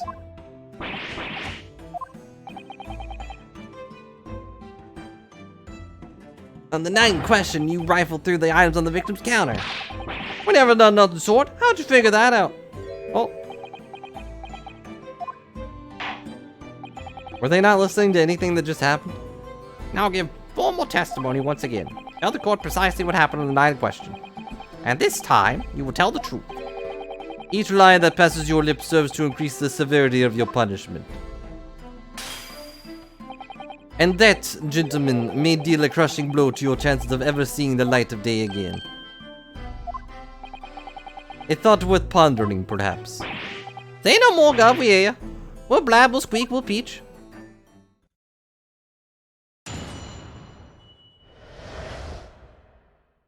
The whole truth, and nothing but the truth. Alright, we did knock a few things over, but we weren't rifling for nothing. It was when we heard the gunshots, see? Made us both jump and all that stuff, we went flying. Lumia didn't have to give me a fright. We was thinking the shooter'd come out of that door and get us next. Took everything back where we found it, scappered, straight into them to the back. Couldn't have shot the pawnbroker, see? Never even had a chance, did we? So you admit the defense accusation. You did ransack Mr. Windibank's countertop on the night in question. Not ransack, Governor, no.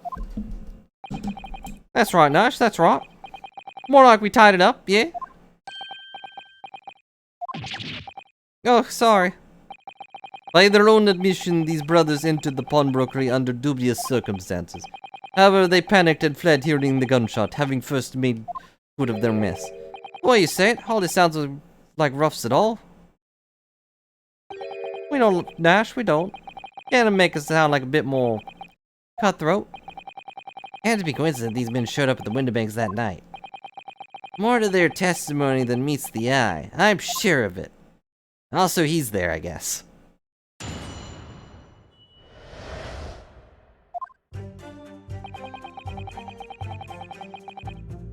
Hold it!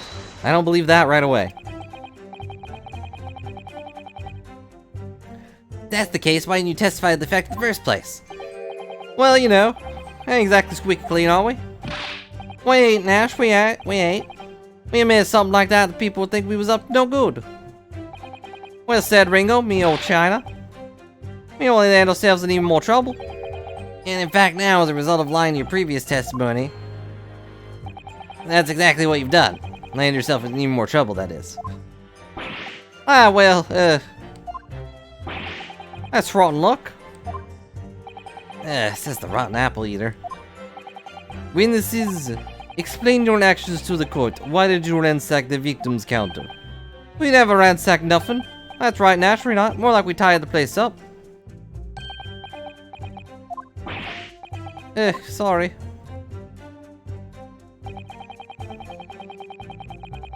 He reacted to that twice.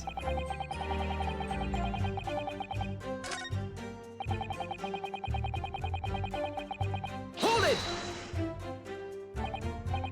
Yeah, whereupon you fired a shot from your own gun at Mr. Herlock Sholmes.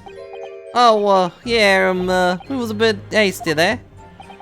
We was, Nash, we was. Truth be told, I was already shaking like a leaf when you lot turned up.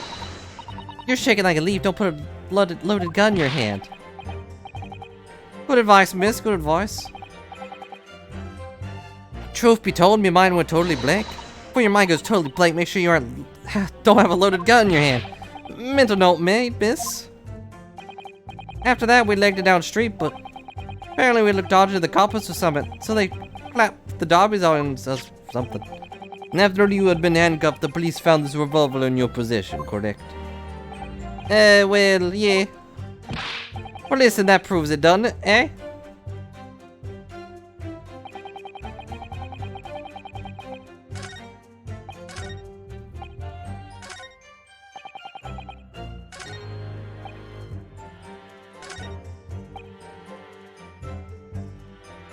Hold it!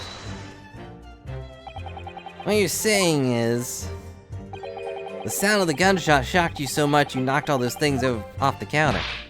Well, it shocked one of us that much, yeah? The bag of nerves that needs to keep his shirt on. Look, it was loud, alright? Blimey, me dead granny would have woken up with that bang. Big bro here screamed like a blooming baby and fell off the counter. Knocked over a load of books and candlestick and some of the skull and whatnot. Heck, I'll take it up in marionette. What knocked over the picture frame. What knocked over them scales on the floor. Really mastered working quietly then. What a racket! Me granny would have been scared back into a grave with a clatter like that. So in short, you brought your grandmother back to life and then killed her again? And the gunshot took you by surprise. And then some. I was quiet like a mouse all of a sudden, then BAM! Excuse me! Excuse me.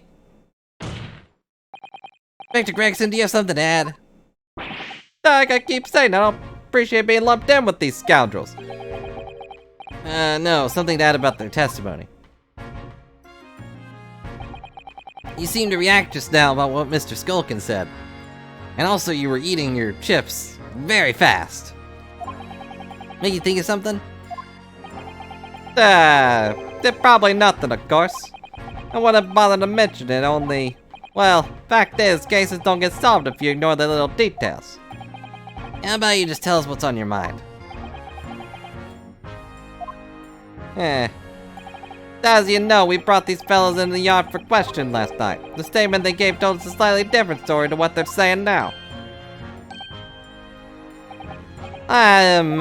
Did it? You claimed you heard the victim shout something out before the gunshot. Must have gulped my stuff, does ring a bell now you mention it. Granted, that's only a minor detail, but still.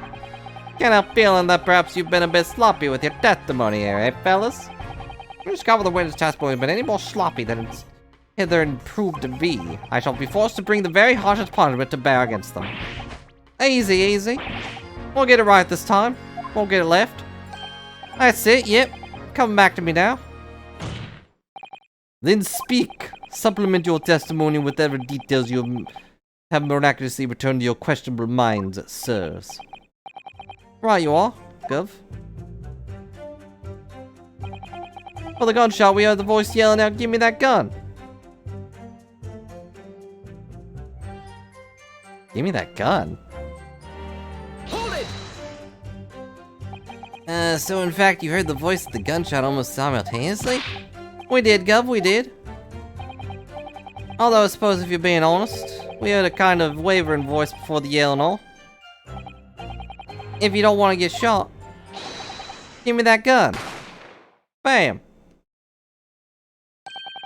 Kind of thing. Fear and acting tragically missed. Where were the voices coming from? Could you tell? Of course we could. From the other side of that door behind the counter was. From the storeroom where the victim was found then, dead. And the voice you heard, it was that of the victim, Mr. Windibank? On my granny's life, course it was. But your granny's dead. On granny's life, course it was. So that would mean that you both knew Mr. Windibank and the sound of his voice? Eh? So that would mean what? What, Nash, what? Any ideas? Yes, Counsel, indeed it would. Nah, we didn't know the geezer. How am I supposed to deny it when the bloke in Old Fancy Club was giving us the evil eye? If you value your lives, or rather, what remains of them, you will ensure your testimony is accurate and true. On my granny's life it is. On a good granny's life it must be. Good job his granny's dead. You know. To summarize then, immediately after hearing the voice of the victim, you heard the gunshot, causing you to stumble and upset the items on the counter, scattering them over the shop floor. And make it sound like we're clumsy. Don't forget we tied up after like the good little boys. Well, anyway, I see it.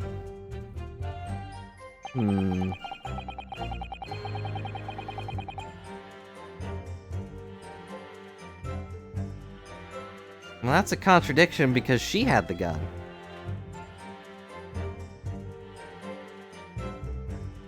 Hold it!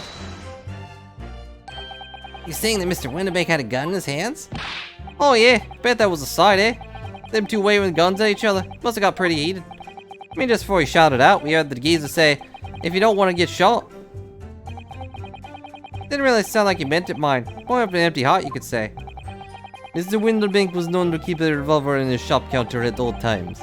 People say that to protect the articles in his keeping, he'd readily put a bullet in someone's head if required. That someone being himself, of course. Yeah. Good grief! Extraordinary devotion indeed, if alarmingly misguided. Certainly sounded like he was ready to pull the trigger to another night. Only person was gonna beat him to it. Cooked his goose proper. Bet he wished he squeezed the trigger instead of wasting time shouting, "Give me that gun." Exactly after those words you heard the gunshot? It was more or less at the same time, Gov. Give me that gun! Bang! Kind of thing. Yeah, a career in acting very tragically missed. Maybe they'll show up in the next game as actors. Part of the circus. Yep, someone was paid to animate his chubby cheeks. Money well spent. And we heard the sound of someone hitting the deck. Before everything went dead quiet. After that, we had done a slash job tying up the place.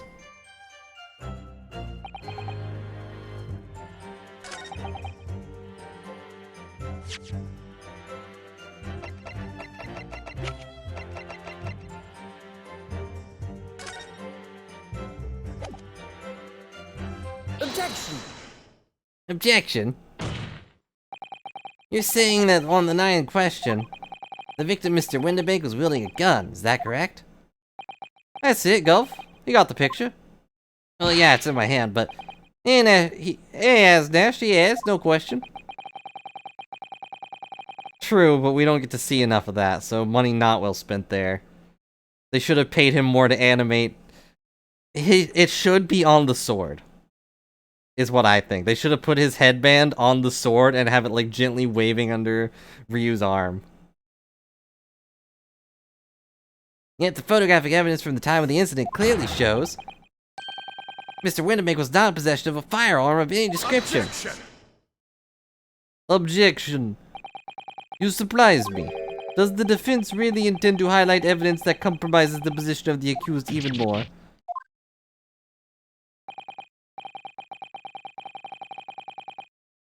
Furthermore, the defense has failed to establish that the photographic print presented was a suitably short time prior to the victim's death. The chronology is severely lacking, Counsel. I don't want to hear that from you. Yeah, that's right. Too right, Nash, too right. Old geezer could have been about to turn the tables on the girl, eh? Hardly likely. No, I'm afraid this won't stand as conclusive evidence. Continue with the cross-examination, counsel. Okay, my earlier warning witnesses. Skulking's never skulking.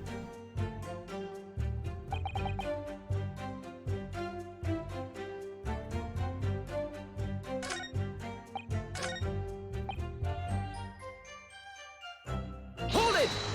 Oops, that's not what I wanted to do.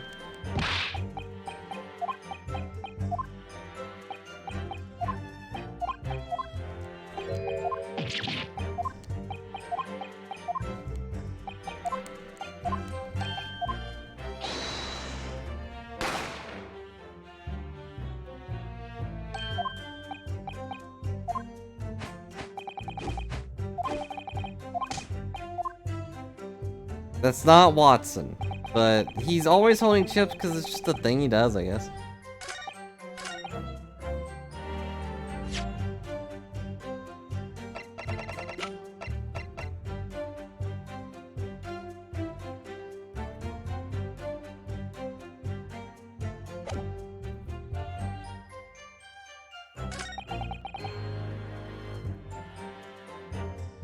I mean, he clearly wasn't holding a gun, but which thing do I present to prove that?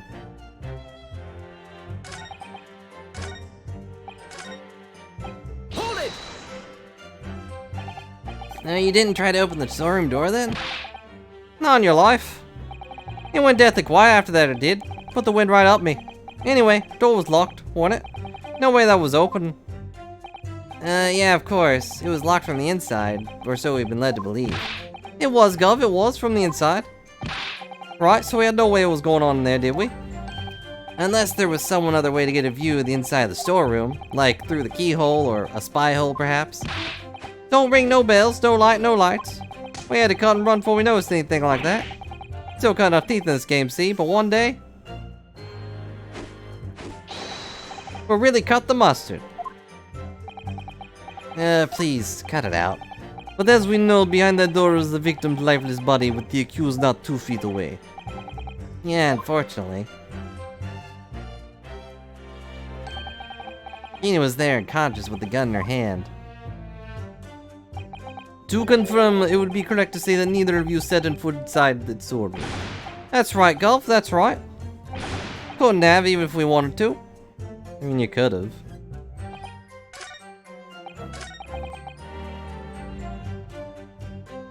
I guess I'll try presenting the gun, which was in her hand. Objection! Nope. Implications of the statement for the moment, shall we? What implication, counsel? Nothing strikes me about it. Exactly.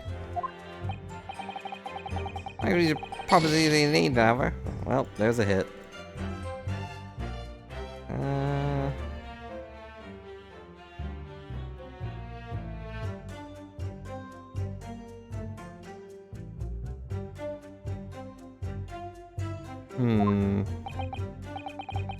What other thing do we need to do, though?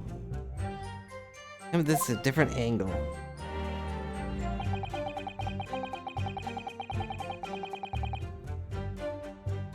Like, I presented the picture, but it didn't seem to do it. But it's definitely this one.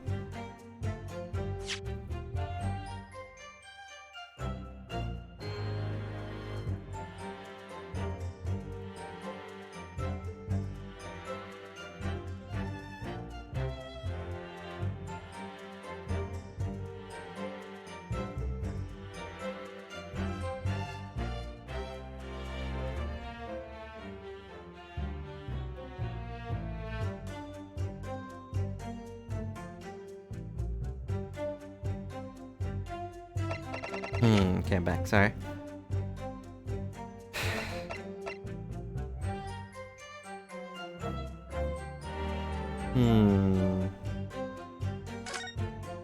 Yeah, the picture shows he doesn't have a gun. Maybe it's the picture. The gun. Objection! Okay, the music stopped, so I know I'm right. So you're saying... in that question, the victim, Mr. Windibank, was wielding a gun, is that correct? That's it, Gulf. You got the picture. He has, Dash, he has, no question. I guess the he has the picture thing was also a hint for that. Yeah, this photographic evidence obtained immediately after the incident clearly shows Mr. Windibank was not holding a firearm of any description. Hey, you what? Gordon Bennett, that ain't right. Objection! I mean, no question the victim's revolver was used in the incident. I would remind the court that Mr. Windibank's gun was found at the scene. Not only was it identified as the murder weapon, but it was found in the accused's hand. Yeah, that mole totally used the victim's old gun to finish him off. Give me that gun. Kinda thing. Hold it! Hold it. Stay exactly where you are, right there. Eh? If the crime had taken place as you so colorfully described in your testimony, giving rise to an undeniable significant inconsistency in the final moments you just acted out. Goodness, are you sure, counsel? You intrigue me, my learned friend, but let us see some evidence to support your claim. Where is the proof that demonstrates this inconsistency in the witness portrayal of the victim in the final moments?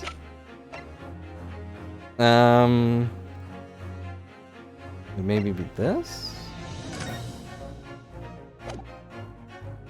Or would it be the picture again?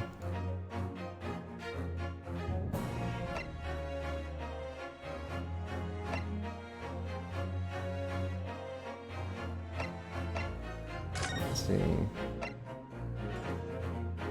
Oh yeah, I guess it would be the it'd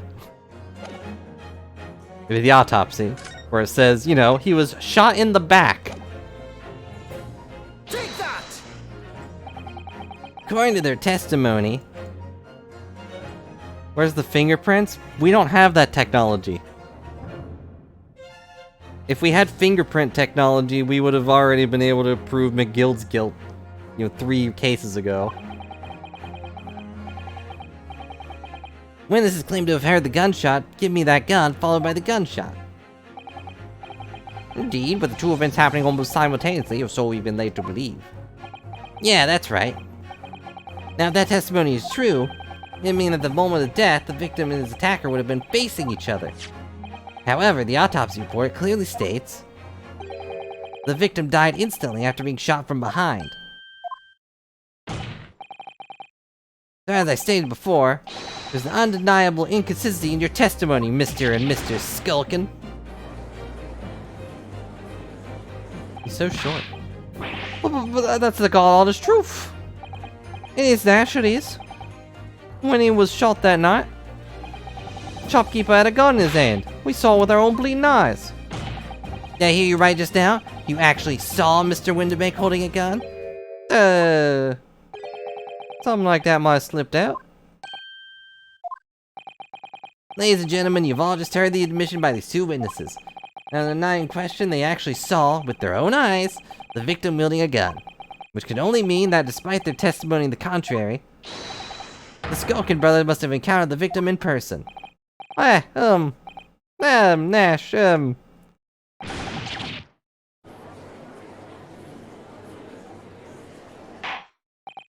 Order in the court.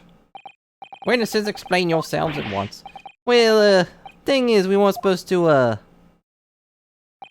Yeah, he has a box because he's just too short.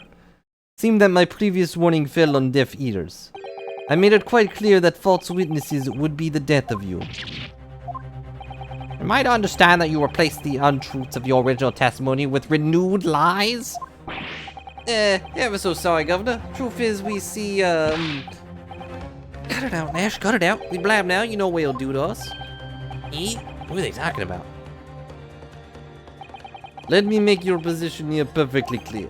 You will talk. There is no other option available to you. Bro, come on, game's up. Why you have our guts for goddess?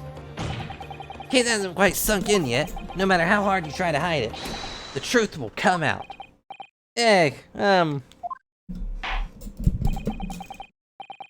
It wasn't an admission that he killed witnesses. The night in question is now apparent that you brothers met face to face with the victim. Can you testify again and explain the precise circumstances under which this meeting took place? Oh, well, do we have to? On pain of death. I suggest you make yourself fully aware this is your very last chance to tell the truth. I mean, executing people is normal here, apparently.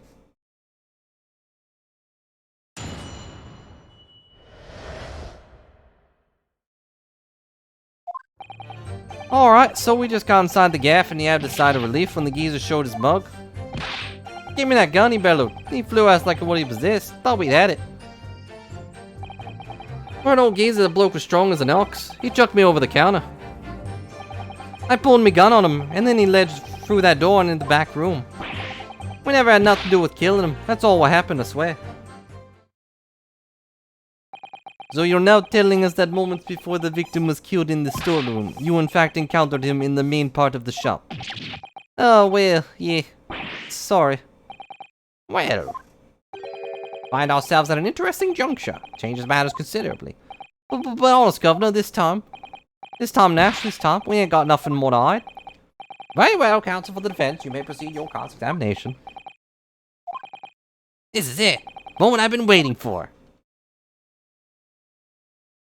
No, you have to be as strong as an ox to throw an apple. Oh yeah, you missed when they first showed up. The little guy, Ringo, ate an apple, and the taller guy ate a pear. And for some reason they think that the detective guy might be their third long-lost brother. They haven't really gone into detail with that yet. He's just kind of there. But he's just there because they're currently under arrest, so they're just kind of putting him there to make sure that, hey, you don't get away from us. Hold it! When you say geezer, I presume you mean the victim and the proprietor of the shop, Mr. Windibank? Who else? Sorry, I mean, that's right. We was keeping a close eye on the entrance to the gaff, obviously. Never thought no one was gonna come out of the back room like that. Back room being the pawnbrokery storeroom. Yeah, that must be where he popped out from. Only place he could have been. So it would seem the victim was already in the storeroom when these brothers entered the premises. Which means Giddy must have been in there at that point as well. That doesn't make sense, does it? He didn't threaten Mr. Windibank to the storeroom with her at gunpoint. Why would he have emerged from the same room all alone when the brothers arrived? Oh, I don't know. Why haven't we had her testify yet? Did you see the accused at that time? What? That mole told her. Couldn't tell you. No way, Culver. We had bigger fish to fry then. I mean, the old geezer just lost it. Give me that gun, he bellowed. You mentioned that Mr. Windibank shouted those words in your previous testimony, too. However, you claim that you heard him yelling at the other side of the storeroom door. Oh, yeah, did we? Truth is, he was shouting those words at you, wasn't he? Well, yeah. Was the victim, Mr. Windibank, wielding a gun at the time? Was he ever, blimey lummy? Great elegant barrel and pointing straight at me in the front piece. What you're saying is, you definitely saw Mr. Windibank with a gun at that time, is that right? It is, Gov, it is. Spot on. Then all of a sudden, he came at us, he did. He was, Beldam. I don't know what was going for good. Clearly going for each other. Like Nash said, thought we'd had it. I mean...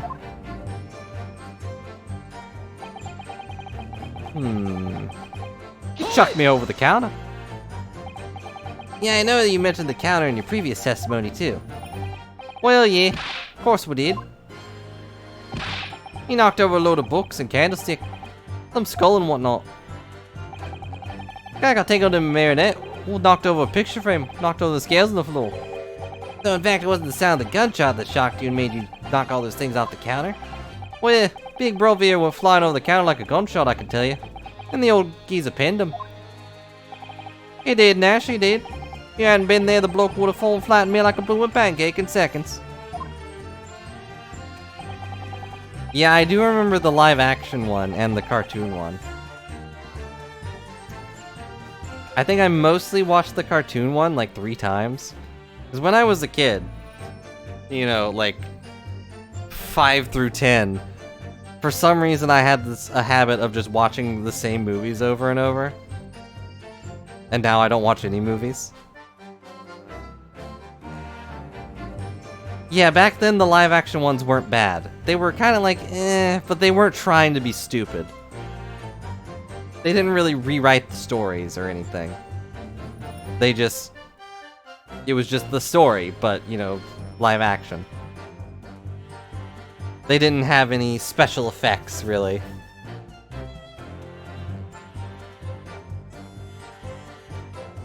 I'm trying to remember who was the Cruella in that one. I remember everyone raving about how good she was in that story. In the live-action version. Well, they have to change tiny things just to make sure that it works. Because, you know, you can't always get dog actors to do what you want. Better than cat actors. Remember there was one movie with a cat actor where they have like an actual laser pointer and used it to make the cat run away towards a location. I think they also did that in Sabrina. Whenever Salem needed to move somewhere, they would have the cat like see something off the camera screen and run over towards it really quick. And they would just, you know, conveniently leave out the part where he's off screen. At the time in question, the alarm was raised at the local police station via a secret cable from the pawnbrokery. There is a button under the counter used to activate it, which was presumably pressed by the victim.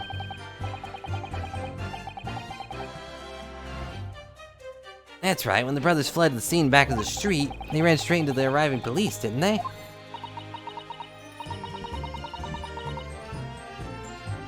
Poor Mr. Windibank, he did everything he could to protect his shop.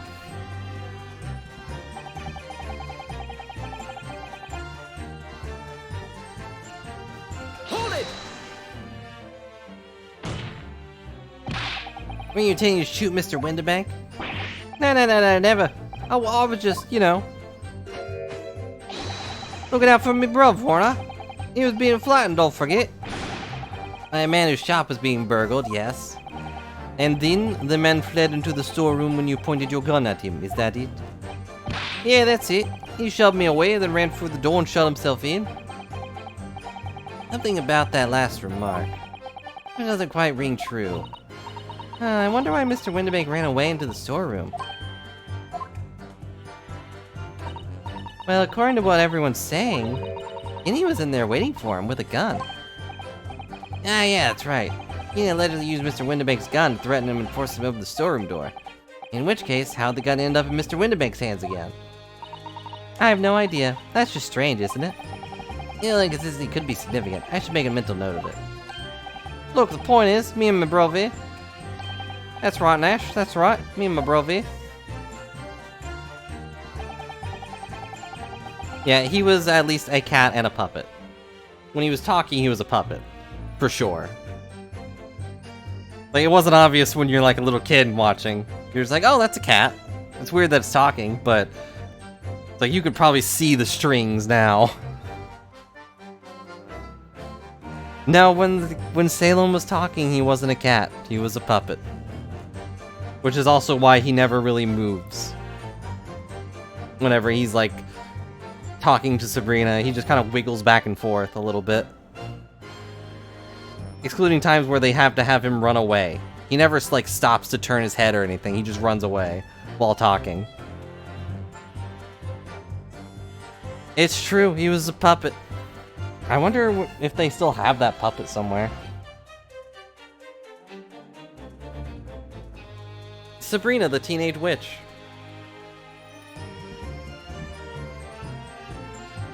I'm sure you've at least heard that name. Because they've made, like... They made the live-action one, the one I saw, and they made a cartoon version. It's a good series, although Salem is, like, the only super good part. He was an evil wizard that got turned into a cat for his, you know, evil crimes. Also, one of the ants' names is actually Zelda.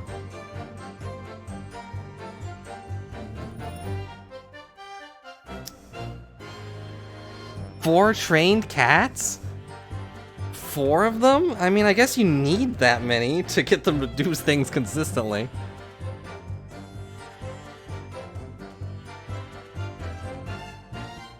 Controlled by 3 puppeteers at once. Probably 1 for the mouth, 1 for the head, and maybe 1 for the hands? Or paws, rather. Because there were times where he would, like, wiggle his arms around. Usually, I think, like, the most popular one is when he actively slaps Sabrina in the face. Hold it! Yeah, but he was the best character, so... Said he had nothing to do with it. Nothing at all. Nothing, Gov, nothing. Old geezer went and shut himself in the back room, didn't he? Locked it was from the inside. We know it was because we tried to open it. But it's a decent door, that one. Good and strong. Wouldn't budge an inch. So in the end, the situation remains unchanged. Inside the storeroom with the pawnbroker, there was only one other person. The sole person who could have possibly shot the victim, the accused, Miss Gina Lestrade. Yeah, he was the best part. Like, every scene he's in is, like, you suddenly have to pay attention. Sabrina was also a good character, and so were the ants, but...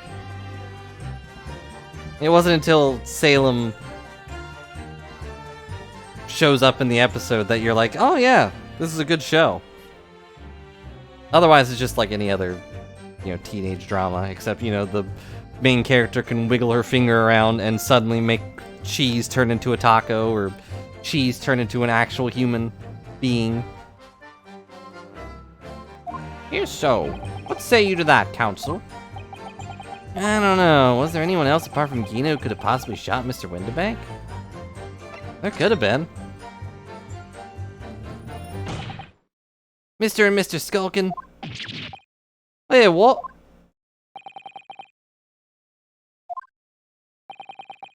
The moment you admit that you encountered the victim face to face that night.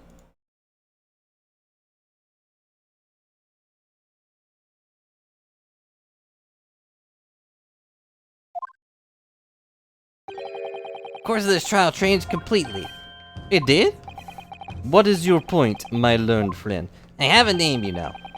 What? Really? What is it? You can't pronounce it, so just call me Bruno. That's what she does. Question is we must answer is who could have shot Mr. Windibank? As a belief, the defendant is not the only possible answer at all. I will not call you that. You have my attention, but not with any respect. In that case, let us return to this plan of the premises. The victim was killed in the storeroom, which was locked from the inside. Those are the facts. So pray, what other possible answer could the question of who shot the man could there be? Counsel, you must now provide answers to the court. In respect of the 2 conundrums. 2, my lord? If I have many chances to be right, maybe. Indeed, namely, in what location did the culprit shoot the victim? And furthermore, where was the victim at that time? Understood, my lord. Are you alright, Bruno? I'm not entirely sure, but there's one thing I am sure about. I can prove there's a credible new alternative to what happened. It would change Gina's prospects hugely. So now, time for some clarity. Restore your mana. Show the court on this plan the answers to the questions posed by his lordship. Believe someone else could have killed the victim, indicate from where that person could have fired the gun. Well, it's obviously right here. Take that! It's believed the culprit could have shot the victim from this location here. And in answer to the second question, assuming the culprit fired location indicated, where was the victim at that time? Right there.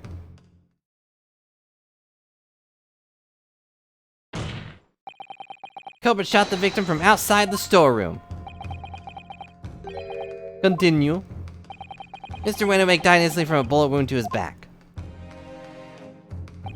Looking at the stain of blood on the storeroom floor, it doesn't appear the body was moved after death.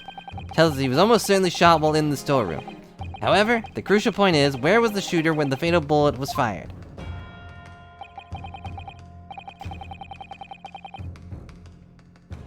There were 4 trained cats, apparently. Unless you mean for this. In which case, there is only 1 cat who is in this court somewhere.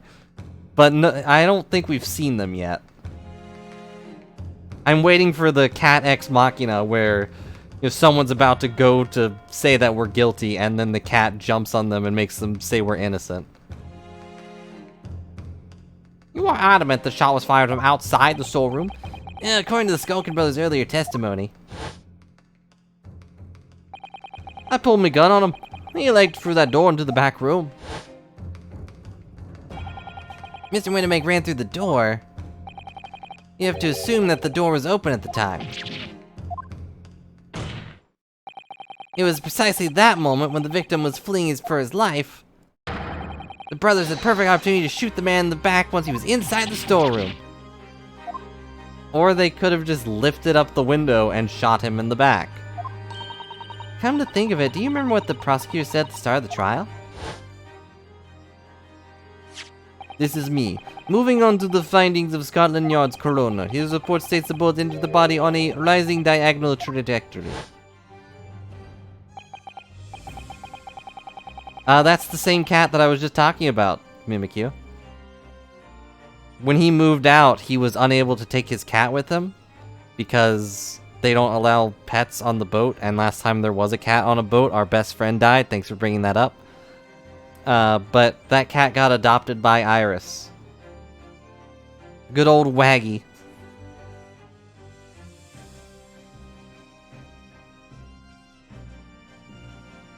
So he is currently her cat and just kind of shows up wherever. It means the victim was shot by someone significantly shorter in height than himself. Poor man, shot while he was running as fast as he could to safety.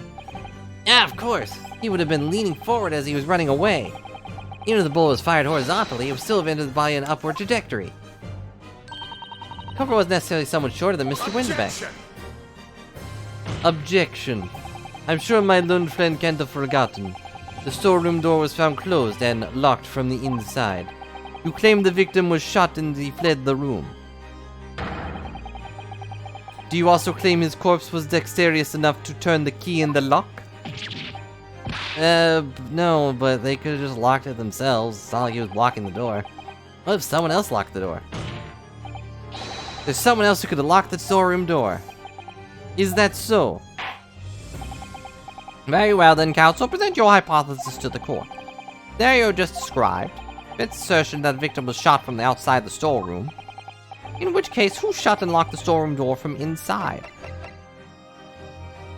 Take that! Begina.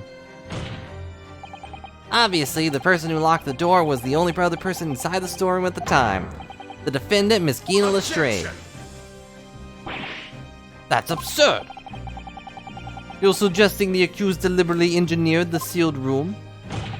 For what possible reason? Such actions would only serve to tighten the noose around her neck. I'm inclined to agree, I must say. Well, counsel. There was a guy who got shot in front of her. It's not a tricky one, Ryu. Come on. Half-baked notions have no place in my courtroom, counsel. Remember that, please. But of course Kenny would have locked the door. Almost goes without saying, doesn't it? It does? Well, if I was Kenny in that situation, I know I would have locked the door as quickly as I could. I mean, those 2 burglars just fired a gun in her direction, hadn't they? Oh, yeah, obviously. Yeah, it's like, someone just got shot in front of you. You don't want to join them. Before the 2 brothers arrived, Mr. Straight and Mr. Windebank were in the storeroom together.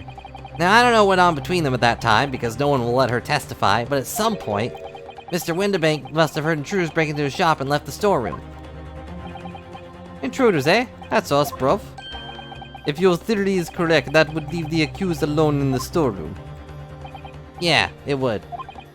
Then, probably only moments later, the victim fled back through the storeroom door, hoping to escape danger. Bang! Bang went the gun. Pop went the Windibank. Hit in the back by a bullet, Mr. Windibank fell to the floor where he was, just inside the storeroom. What we have to ask ourselves now is, what would the defendant have done in that moment? I see where you're going with this. Outside the storeroom was a terrifying killer who had just murdered Mr. Windibank. As soon as the thought struck Miss Lestrade, she slammed the door shut and locked it. In order to save her own life. Hold it! Hold it? But we ain't the ones who done it. We ain't, Gov, we ain't. You gotta believe us. I mean, come on. We never shoot no one. Objection! You literally shot someone yesterday. That's blatantly untrue. No, in fact you would. Before my own eyes, you shot Mr. Herlock Sholmes. Only one logical conclusion here. Mr. and Mr. Skulkins, you brothers had every opportunity to have been the true perpetrators of Mr. Windibank's murder. Where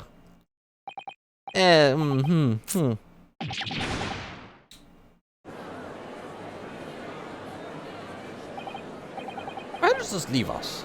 I don't know. You mean to say it wasn't the pickpocket who shot the pawnbroker after all? I should have known it was those three brothers. Three brothers? Hey, I said not to lump me in with these two. That was amazing, Bruno. All the members of the jury seem to be firmly on your side now. I know, first time ever. Probably the last. Don't say that. I think you've done it. Surely they have the verdict of not... An admirable effort, my learned friend. What's this now? He's laughing. I find the situation amusing, Lord Van Zeeks. I myself, the defense argument is most persuasive. Persuasive does not mean the truth. I dare say, such chicanery is the bread and butter of the street performers in your provisional eastern nation. But such blatantly malicious conjuring tricks amount to nothing more than inexcusable petfoggery here. Could you speak in English? I mean, my English isn't great, but... The hypothesis you put forward so obscenely credibly cannot and will not stand. Because, you see, it contains a fatal flaw. A fatal flaw? Do you mean to tell me you're unaware of your logic's failing? I say, Lord Van Zeeks. Might be an idea to explain this bodily conjuring tricks or whatever. Troops to the ground,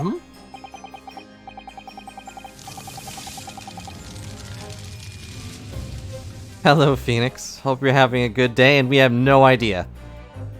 They apparently just pick random people off the street to be part of the jury, and he's just a Russian tourist with a pet mouse.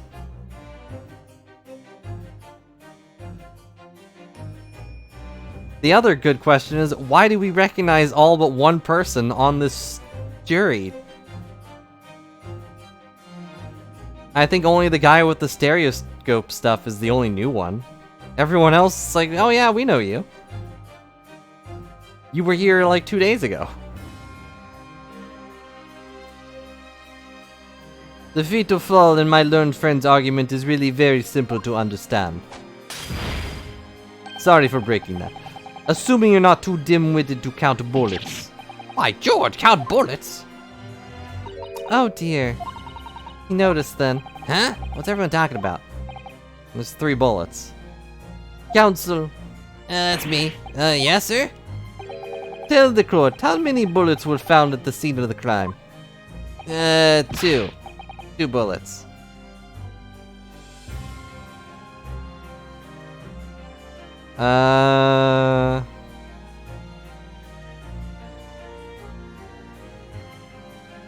Maybe? There was a guy with a knife, but I don't... who looked kind of similar, but I don't think it was this guy, was it? Correct. The first, at which hit the victim in the back, ending his life. And the second, that which struck the detective, Mr. Herlock Sholmes, on his arrival at the scene. Indeed. Vince presented a picture showing the damage caused by the second bullet earlier in the proceedings. Bullet which injured Mr. Sholmes appeared to have passed through his body and strike the calendar, even though it was there before he got shot. Your lordship's understanding is correct. Furthermore, we know there are 2 firearms involved in the incident.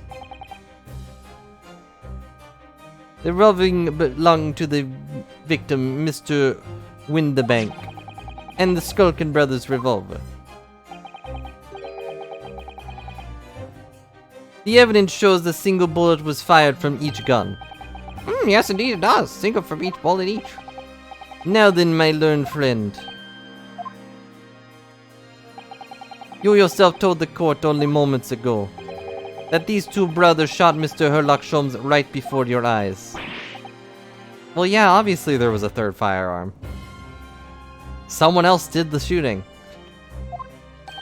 Oh my goodness, I think you'll find. If a single bullet was fired from the other's gun and hit Mr. Sholmes, it means. Windi not shot by the same gun. Stop. Only one bullet left. Stop. Exactly. If only we could trace where bullets came from. This would make trial much easier. Yes, this Nipponese street performer presented an obscenely credible argument. However, it was never anything more than a diversionary trick, with no hope of standing up to scrutiny. Much like half the things I say.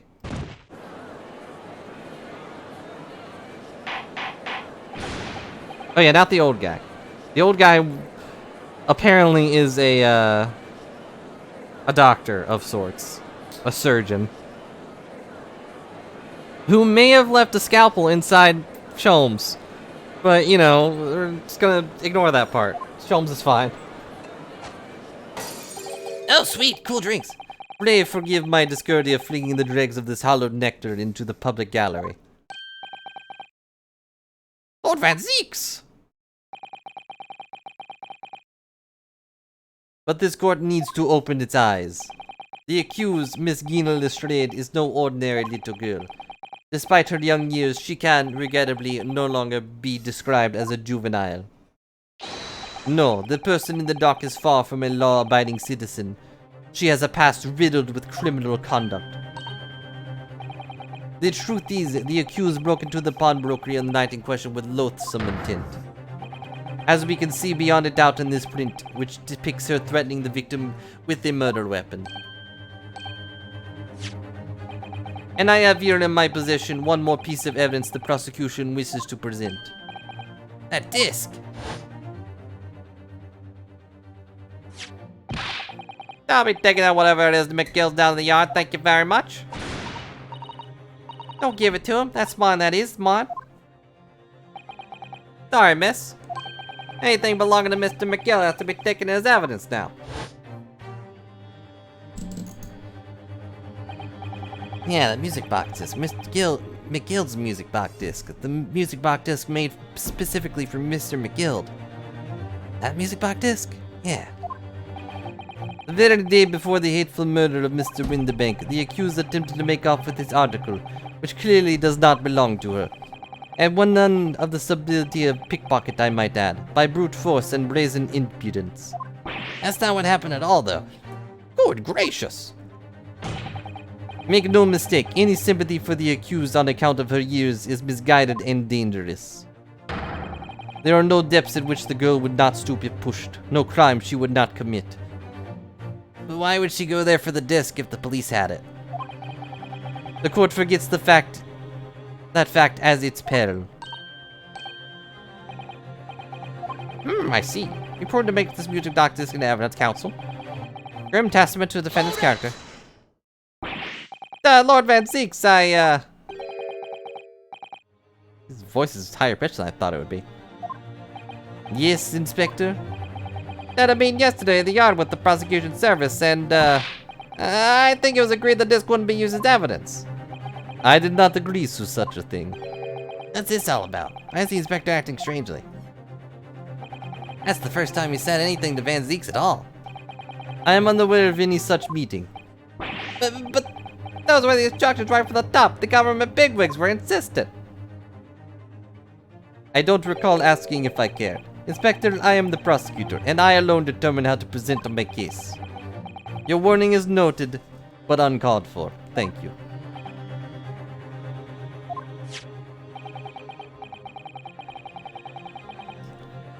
Prosecution wishes to proceed with submitting his disc as evidence, my lord. Indeed, bailiff. This and added into the court record. Prosecution established the accused's motive, opportunity, and basis of character. There is nothing more to add.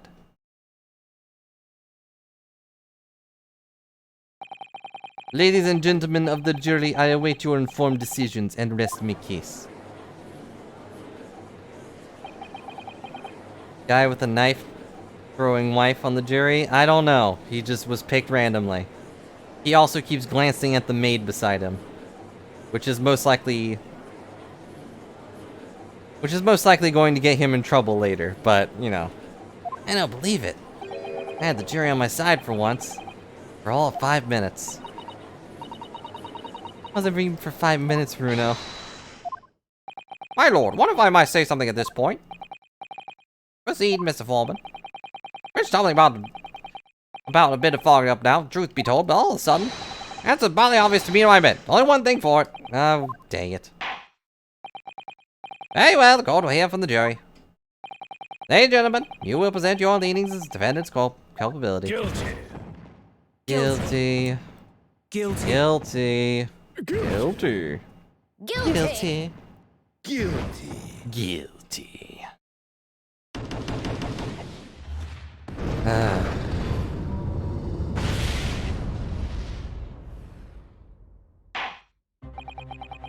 I have a consensus among the jury, it seems. When you have eliminated the impossible, whatever remains must be the truth. You haven't even... That's my line. I wrote that for Hurley. Ah, how dare you use it against us. Don't worry, Iris. I don't think we're finished yet. Still one more of this case than we realize. There must be, because there's only one thing I'm absolutely certain of. Gina didn't shoot Mr. Windibank. That's beyond any doubt. Very well. Proceed with the second examination of the day. Mr. Foreman, you and the other jurors ready. Caravan squad primed and ready for action, sir. Very good. Oh, ladies and gentlemen of the jury. Now each explain what ground you've determined the defendant to be guilty.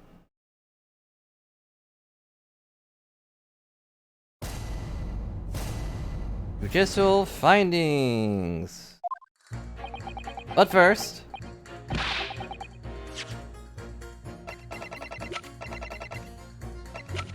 let me look at that disc. Oh, Reno, look, this is blood! Yeah, you're right, there's a small smear, but definitely blood. Actually, I feel as though I might have noticed that before. Then it's my time to shine again. I thought I'd be waiting forever. Alright, hold still with that disc. Can we get this done quickly, Iris? In a flash. Are we allowed to do this? Gotta turn green. Gotta turn green. I knew it! A lovely bright shade again. Wait, that collar. It's just that green. It's not the first time we've seen that collar, is it? Blood samples portfolio has been updated in the court record.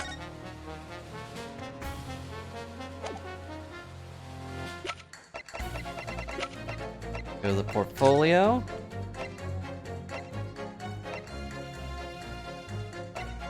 Oh, do we not get to, like, point out who it is? Oh well, it'll come up later, I'm sure.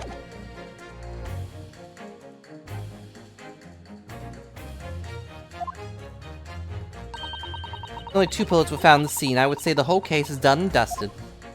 No. No need to say I was going to see the truth here. Either way you look at it, it's that pickpocket. Don't stretch that, you're gonna break it. Never imagined that simple operation would cause me such grief. There's still going on about this? The accused attempted a theft of the previous day. I can see I'm in for a busy day ahead. I'm a ballistic expert. I have seen many shootings. There is nothing I do not know about guns. Okay. Yes, the old man is a doctor, apparently. A surgeon, in fact. Little remaining room for doubt. I have to admit, I was rather bowled over by the argument put forward by the chap in black. When it fell apart like a house of cards, I saw I'd been jolly been hoodwinked. Well, no more. Ugh, whole courtroom is turning against me. Not fair. Prosecutor's being mean. Just because Guinea's done some things she shouldn't have done in the past. Doesn't make her a murderer. Allow me to savor this fruity vintage while I savor the spectacle of your fruitless debate on the matter. Here's to the truth coming out eventually. That's enough preamble. Council, proceed with the summonation examination. Slap. Yes, my lord. Meh. Oh wow, they don't even let him keep his box. See him in the bottom right over there, he's just unable to see anything. Poor Runo, or Reno, or whatever your name is. Ringo? I think it was Ringo. Too many R names. Yeah, Ringo. Ringo and Nash. What's a rule? Always a rule, I say, Yeah, first one I want to question is... Yeah, but I'll just press each one in a row. Hold it! Just because Mrs. Stray has a history of pickpocketing, she must be guilty of murder? Is that what you're saying? Ah, well... Are all members of the British Army so quick to judge? I beg your pardon? You mocking Her Majesty's Armed Forces, great military organization in the world? No, simply illustrating my point. Making assumptions about people because they're a soldier or a pickpocket is wrong and dangerous. Well, yes, I have a point there, I suppose. Let's not forget the girl had already shown she had her from before. Really a criminal through and through, can't deny it. You say that she'd shown she had it in her. You're referring to this? Exactly. Tried to swipe that only a day earlier, Or am I mistaken? Not exactly. Given that I was actually there at the time, it's hard to refute that. She didn't try to swipe it, though. Never actually seen the real thing. Can't wait to have a closer look at it. Oh yeah, of course. Mr. Sholmes did use his caramel to make a copy of the disc, didn't he? Let's ignore that part. He ordered every type of music box he could find from across Europe. Still don't know what tune it plays though, do we? I'd love to see how the original compares to Hurley's copy. The guild's disc. Would it be a clue somehow? Perhaps we should examine it in more detail. I already did, so... Hold it! There were bullets that has you convinced. Only 2 bullets were fired, and the 2 guns that fired must have been examined by the police. But the parlor maids asked me how many I invited for dinner, I always tell her to count the table settings. That's logical, I suppose. Although... Yeah? Sometimes after dining, crockery does go missing. 1 or 2 guests rather like to find china. Your employer dined with thieves? I suppose... If there's another bullet somewhere of which we were unaware... I have to reconsider my position. Third bullet somewhere in the scene, could that be possible? I mean... There was, but I need another thing, I think. Fortunately, the bullets were discovered by the police during an investigation. Yes, I know. Right. I don't imagine the good men of Scotland Yard would have overlooked anything. If I missed a bullet while I was cleaning Miss Lordship's office, well... I should receive a sound scolding, I don't doubt. And you should receive a visit from the police, perhaps. Sounds like a crime scene to me. Third bullet. Really, you turned things around if there was one, wasn't there? Think you might find one lying around somewhere? Yes, inside Sholmes. Hold it! Would you please stop muttering about things that we have nothing to do with this trial, sir? His life is on the line here. Oh, well, thing is, I couldn't really say it's nothing to do with this trial, to be honest. Huh? I mean, there's no question that the man was shot, but the bullet simply vanished from his stomach. Quite inexplicable, don't you think? I almost don't want to ask, but this surgery you've been muttering about all this time, you were operating on... what was the fellow's name again now? Herlich? No, her launch? No, her hairlock. Hairlock Sholmes by any chance? Ah, good, yes, good lord, it was that hairlock fellow. You're the surgeon that operated on Mr. Sholmes? Ah, that's right, using the very latest anesthesia techniques, I might add. Fairly major operation, I can tell you. This is crazy. Let me see. The fellow was brought along not after midnight, if I remember correctly. They had been shot by some criminal or other, so I opened him up like a shot. Funny thing is, I went over to his insides with a fine-tooth comb and couldn't find the bullet anywhere. Afraid I had to throw up my hands and just stitch the fellow back up. I hate to state the obvious, but... Yes? Surely that's because the bullet is still at the scene of the shooting. Counsel for the defense is correct. Clearly shown the photographic print.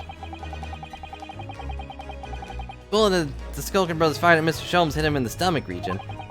Then exited his body and lodged in the shop wall where the calendar was hanging by the door.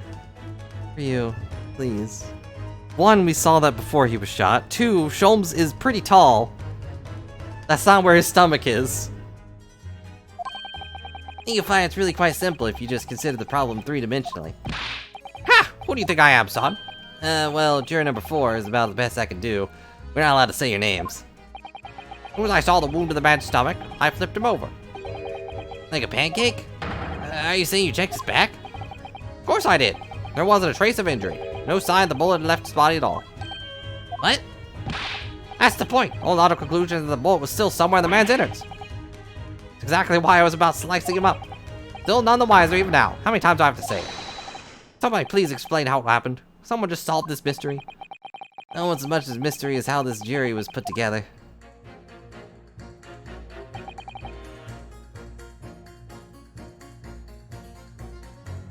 So that proves there was a third bullet. If I had to guess, Sholmes most likely pocketed the bullet that was inside him. Because they couldn't put him to sleep.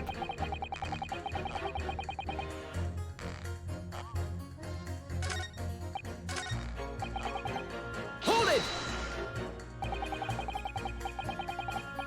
If I understood correctly, you need 2 pictures, a left eye and a slightly different right one. Exactly! You see the 3 dimensions. Like this. So we have 2 bullets. I don't suppose you can see anything useful with them. I think you'll find that no matter how much you squint, the truth of the situation always looks the same here. The only person who could have shot the victim was the girl in the dock. How can you be so sure of that? Think about it. The Skulkin brothers shot the great detective, didn't they?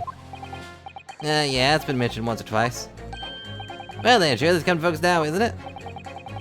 This is a waste of time. Not going to change this man's mind anytime soon.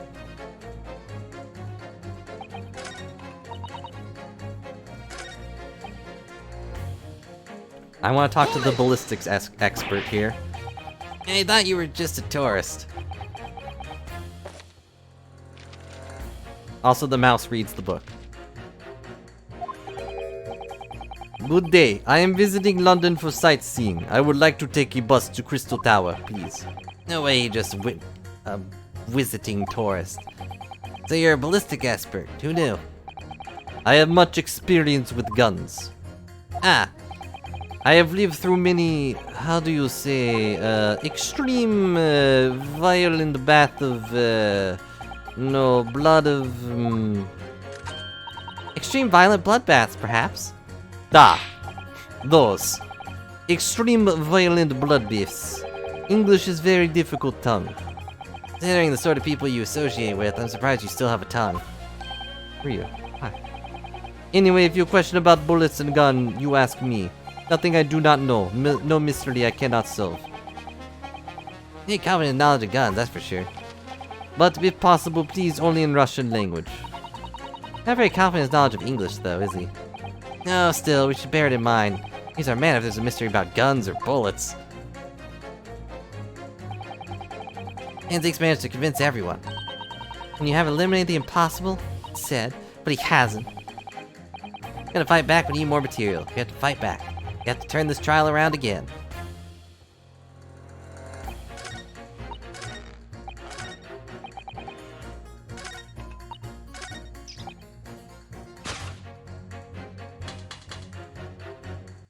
Objection!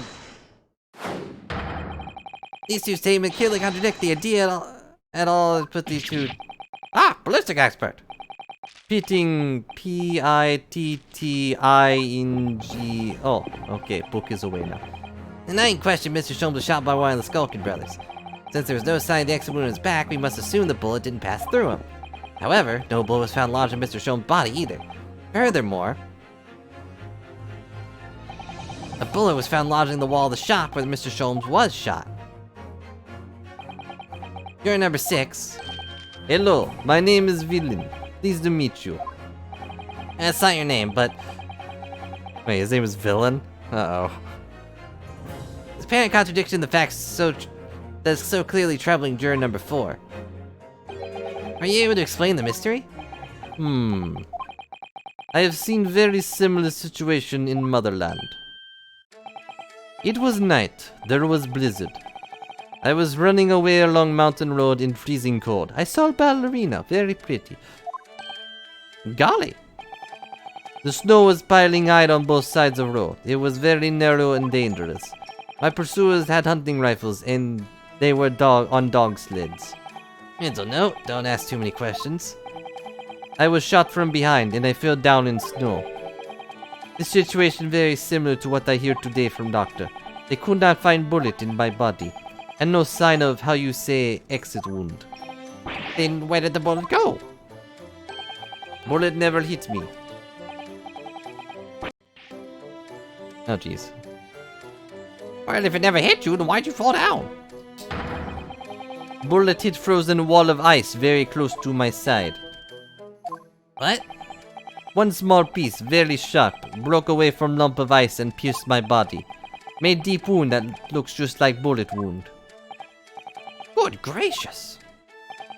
Of course, piece of ice quickly melted inside me, and that is solution to mystery of disappearing bullet.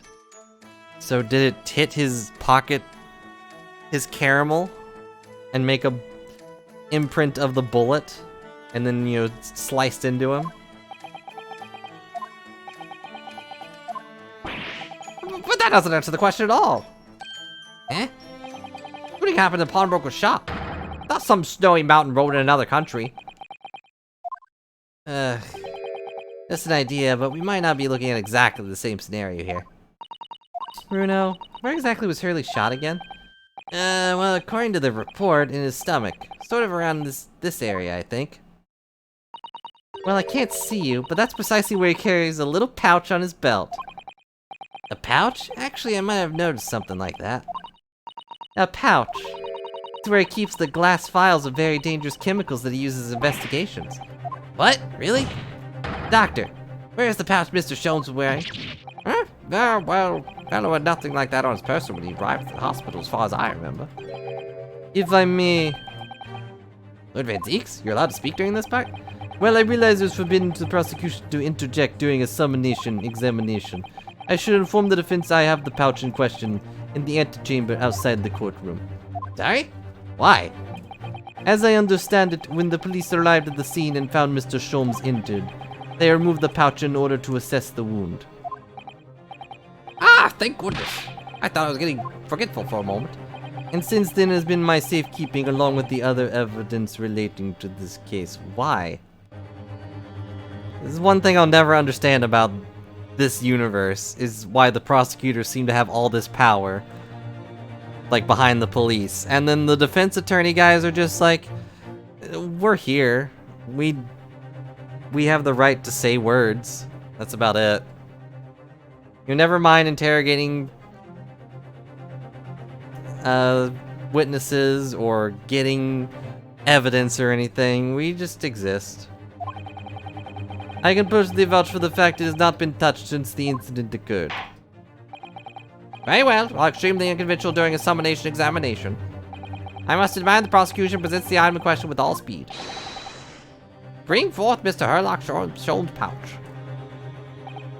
I see. Well, one is broken. Is the pouch worn by Mr. Sholmes the night in question, is it? Look at that! One of the files is broken, and the leather around it is scorched black. It's almost as if the file exploded. Exploded? That night, the bullet from the Skulkin Brothers' gun struck Mr. Sholmes' pouch. And it was the glass vial exploded that caused the fellow's injury. His bullet did not penetrate victim, but was deflected into wall of shop.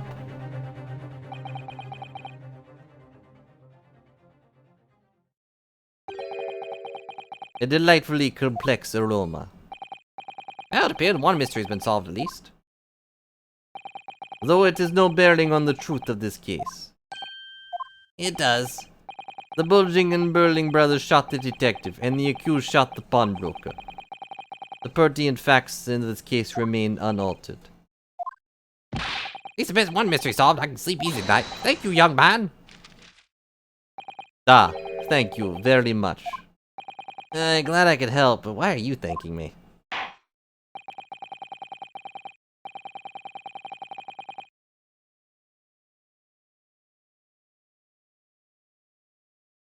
Who was bearing the conundrum just solved? The court will now sequester the scruffy pouch as evidence. Hurley's pouch isn't scruffy. You're scruffy. Stupid beard. Your wig. Scruffy judge. Now the summonation examination. Feel the defense is somewhat struggling to alter opinion, Please, my lord. A little more time. After all, that's a new piece of evidence. Could be a valuable clue, and you can't afford to overlook anything here, you. Still a way to turn this around, somehow. I'm sure of it.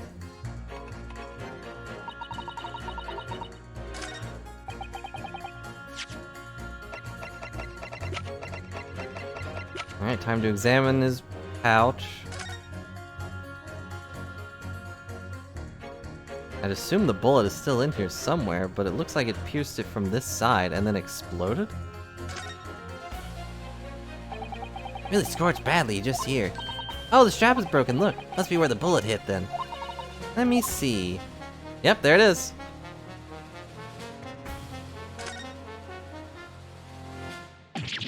What the? Iris, look! Behind where the broken vial is, do you see it? That's the Skulkin Brothers bullet. What a stroke of luck that it just hit his pouch. It's almost like his entire character is like 90% luck. This is an amazing discovery. What this means is, there were 3 bullets fired at Windibanks that night. Not exactly what that juror was talking about, the 3rd bullet. Time to press that juror again, I think. Yep.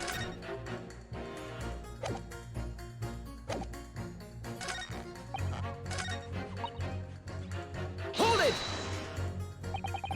The bullets has you convinced. 2 bullets were fired, there were 2 guns. Yeah, it's logical, I suppose, although... sometimes after dining, crockery goes missing, blah blah blah.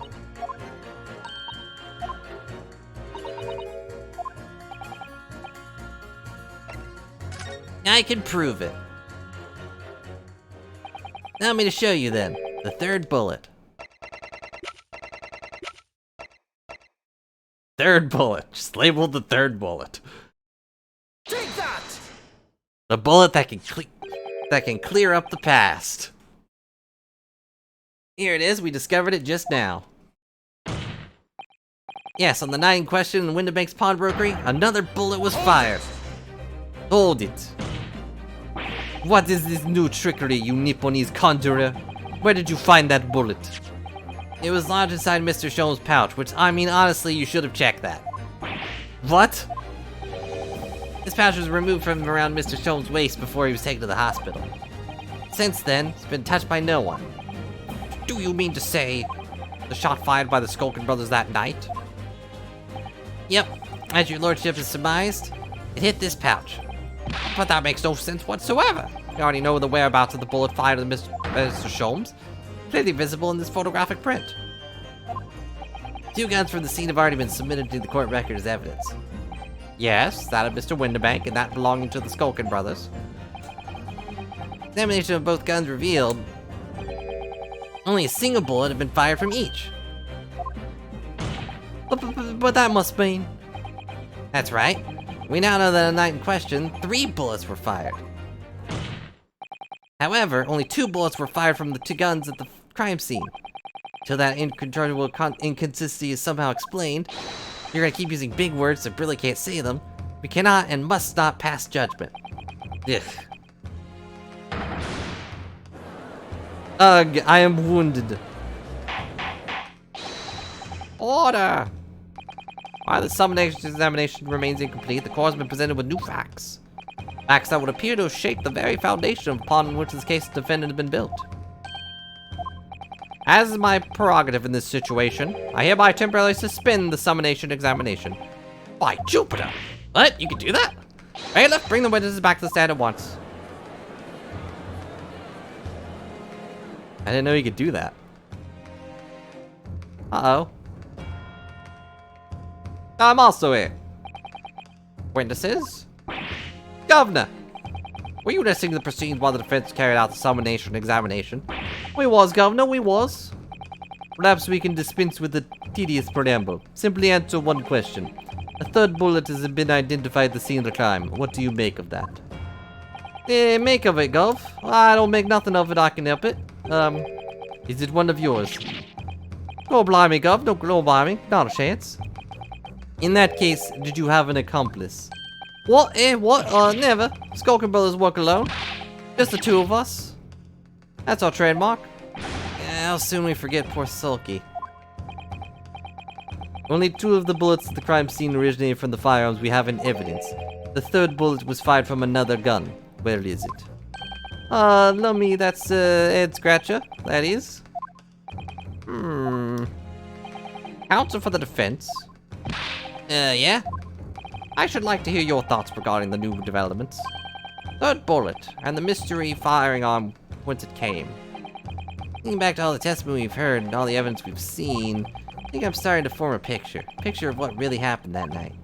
My lord, I think it's clear where this third bullet tells about the Skulkin brothers. They had a secret accomplice.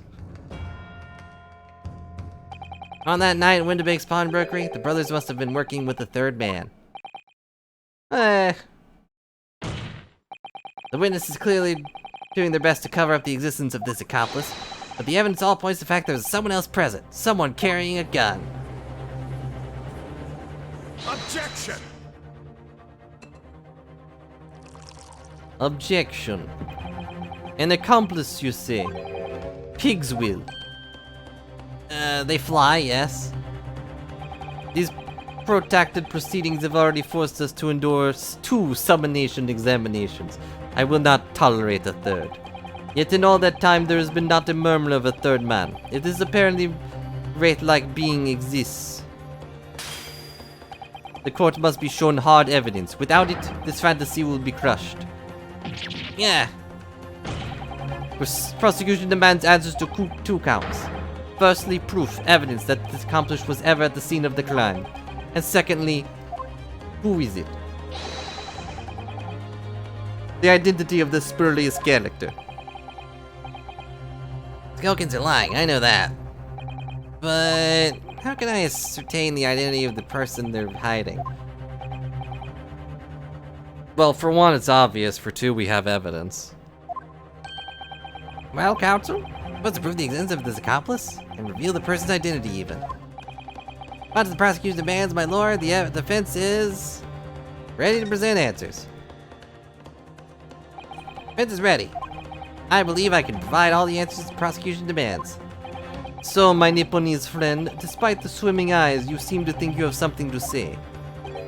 This promises to be interesting. I have to push forward now. There's no other option. I need to use every single piece of evidence available to me if it'll make a difference. In that case, counsel, I'd like to ask you to present the evidence without delay. On the night in question, the moment leading up to the death of the victim, what proof have you that there was a third intruder present at the scene? The portfolio. Take that! Evidence right here in this portfolio. By Jove, the portfolio again, is it? Do you expect the court to rifle through your papers itself? Be more specific. You claim one of these blood samples proves the presence of the third intruder. Well, which one is it? The same one as before. What am I looking at here? Appears to be some green paint or such like around the bullet hole in the middle of the calendar. That's a blood stain, my lord. Blood stain? You just saw this picture. Green blood, curious even for you. The court understand the intruder was some kind of inhuman creature. It's something developed by Mr. Herlock Sholmes. By the great detective. New invention, stop. Not yet appeared in stories, stop. It's this, you see. It doesn't have a name yet, though. This fogger sprays a chemical that reacts with different elements in people's blood to change its color. Different elements of people's blood?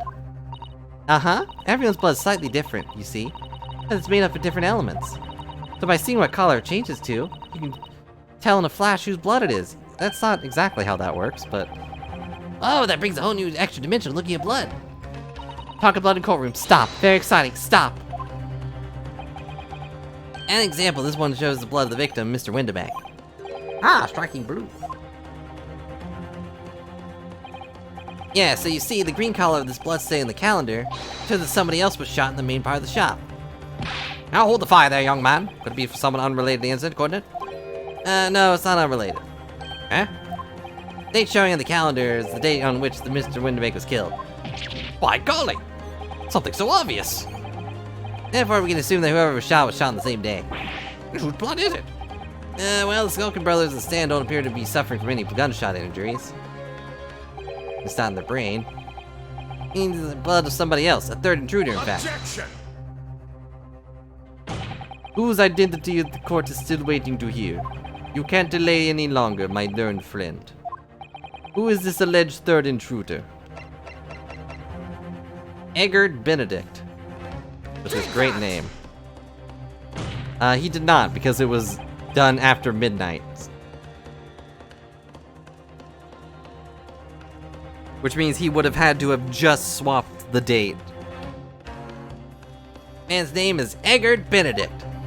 Eggert Benedict? Who knows are you talking about, counsel? He paid a visit to Windibank's pawnbroker in the afternoon before the incident took place. When the accused attempted to deceive the pawnbroker into releasing this article into her possession. Not exactly. But, you know, that's right. The man identified by the defense, Mr. Eggert Benedict, then attempted to take the article from the defendant by force.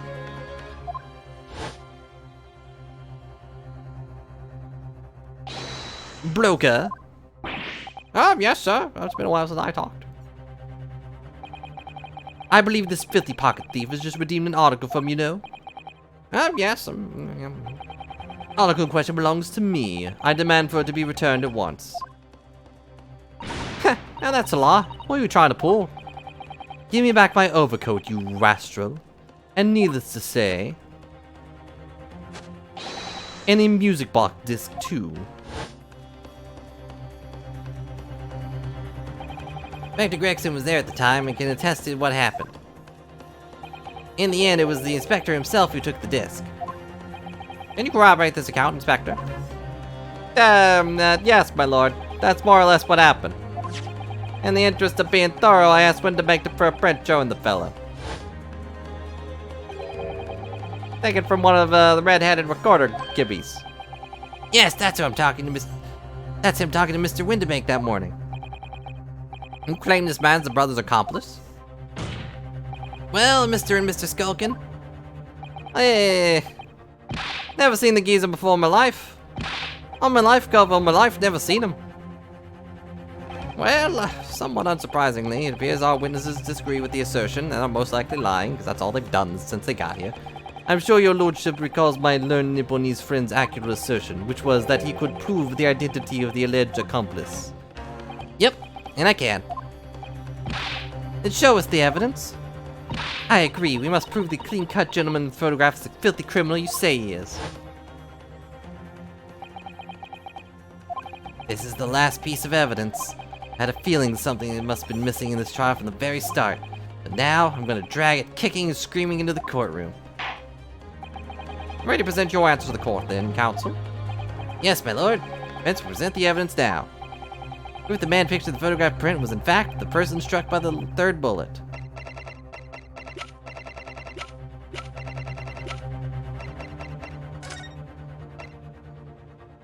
I assume this. Take that! Proof is right here in this portfolio. Good gracious, counsel! Does that portfolio contain answers to every question posed? In most cases, yeah, kinda. I see you share my interest in colored liquids, my Nipponese friends, but... Enough. The court demands to see further evidence. Which blood sample proves the man you identified was the one shot by the third bullet at the scene of the crime? The one with his blood on it. As I mentioned before in the afternoon of the day in question, the defendant attempted, deceitfully admittedly, to reclaim this disc from Windibank's. Which is when the aforementioned Eggert Benedict appeared at the scene, I believe.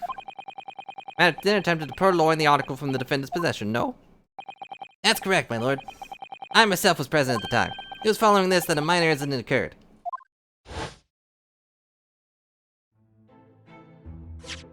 But of course, sir. Here's the disc for you.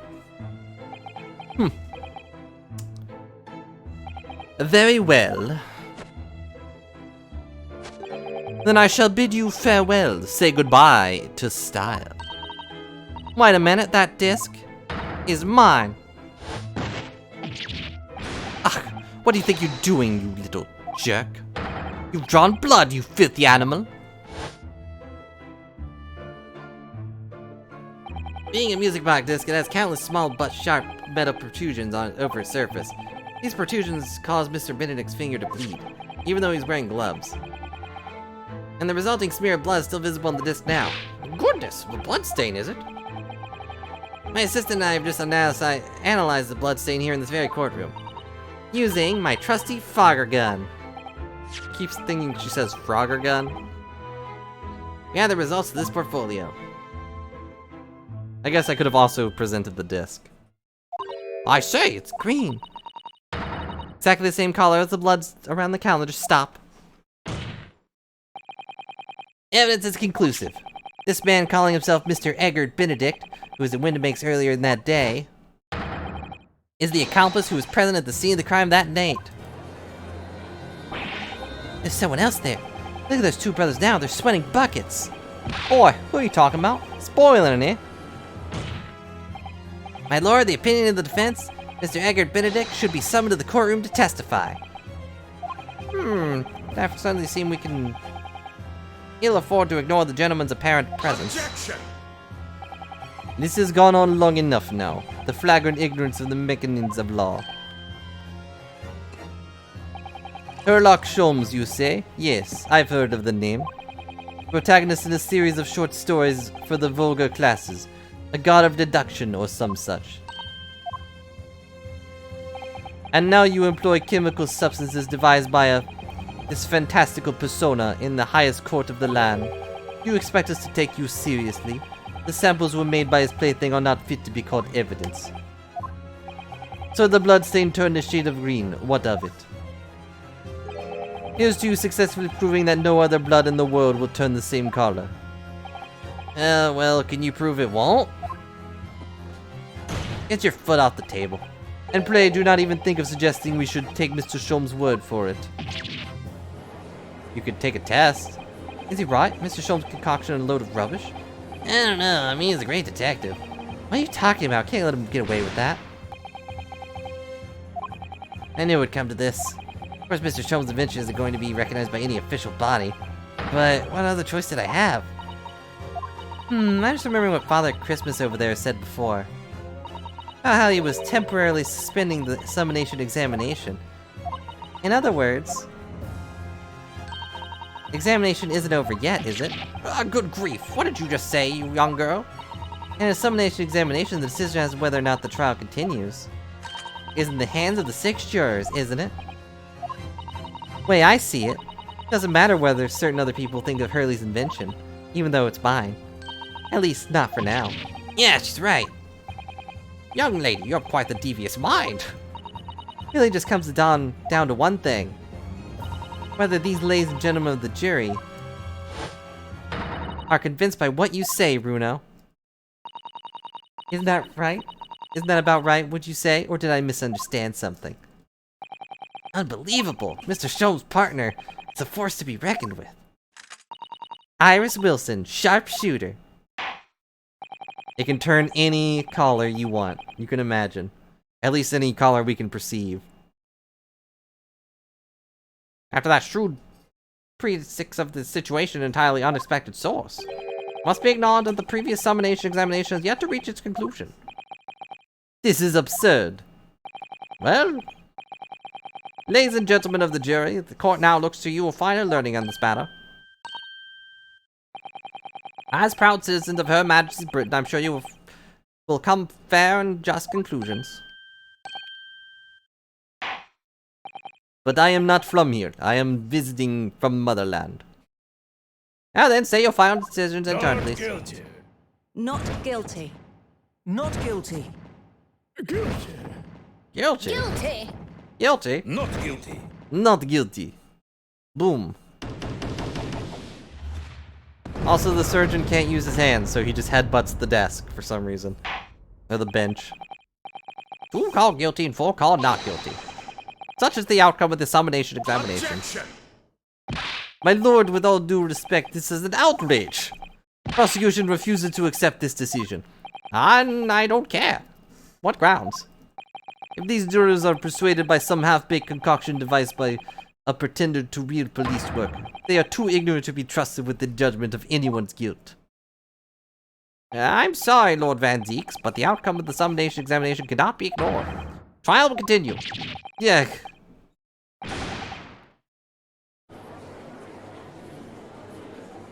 This is an outrage. My random ramblings were not proven to be true, and yet his are? Nevertheless, we find ourselves in a rather awkward situation. Prince has very reasonably requested a subpoena of a new witness. But sadly, I fear that will be impossible. Yeah, what? The name of the gentleman gave for himself, Egbert Benedict, is quite clearly false. Really? Had no idea. I don't believe it. It sounds like a normal, reasonable name to me. It's when I managed to prove the man was there that night. Could I say something? Who was that, please? Who spoke? It was me, my lord.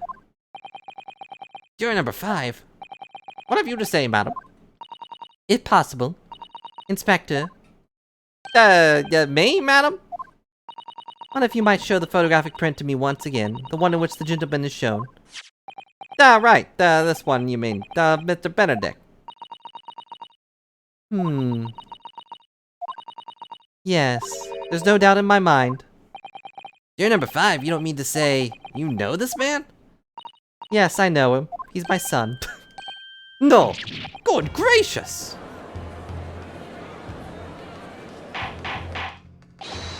Order in the court. Juror number 5, how on earth? I'm a communications officer. Stop. As we can clearly see, Gentleman, the photograph is. Stop. Also a communications officer. Stop. He works in my office. Stop. oh, she does like him. Very talented operator, in fact. Stop. He should be in communication station now. Stop. Happening in the telegraph. Stop. And most likely the one that's responsible for sending, information out to people who want to kill us all. Stop. Doesn't seem right somehow. Can't put my finger on it, why, but it doesn't feel right. Suppose we all managed to accomplish would be someone sort of hardened criminal. I didn't expect to find out he was a respectable job by day, whatever he gets up to by night. Yeah, I suppose that's it. I suppose that's why I felt something was wrong. Unless he's, giving information out to other people that he shouldn't be. Gentleman's at London Communication Station. We should be able to subpoena with him within the hour. Lord Van Zeeks, if you please. Yes, my lord. Take the necessary arrangements with all haste. As your lordship bids. Refill my darling chalice while I'm at it. Court will recess for 1 hour. When the new witnesses arrive, we shall reconvene to hear the gentleman's testimony. Inspector Gregson? Yes, my lord. I should like to hear from you specifically about the events of the pawnbroking the day in question. Come to my chambers during the recess. Yes, my lord. I'm sure you won't get shot. Very well, court is adjourned until 1:40 p.m. To be continued. And on that, we will also be saying to be continued. Because it seems like this one's gonna take 4 pieces. Gonna take 4 trials. And I have a few things that I have to go deal with, so... Yep, sorry, Mimikyu. But the next stream seems like it might be the finale of this entire set of courses, more or less, or whatever. Because I think this is the final case in this part of the game. But we still have plenty more game to go. But either way, thanks so much for watching. I hope you all enjoyed my terrible voice acting and the twists and turns of where this story is going. I'm definitely, like, interested in seeing where it goes, but I gotta stop overthinking things. Yeah, Kazuma, come back! Please, come back as our spirit sword. Our spirit saber. But really, thanks so much for watching, everyone. I hope you all have a good night. Oh yeah, also Mimikyu, I meant to ask you something. Are you excited and happy? Cause, Blastoise has been added to Pokemon Unite. And he has the best move. Surf! Aren't you excited? Of course he's broken.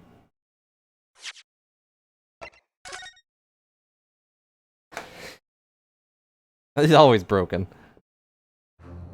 But yeah, I thought it was a different move at first, but he has Surf, and then he can like jump at you. It's really scary. I might come back in a while to play more Pokemons, but we'll see. I didn't feel like it last night, that's for sure. But anyways, I will see you all later. Thanks for watching, and have a good night. Bye for now. Gotta go surf, guys. Totally radical.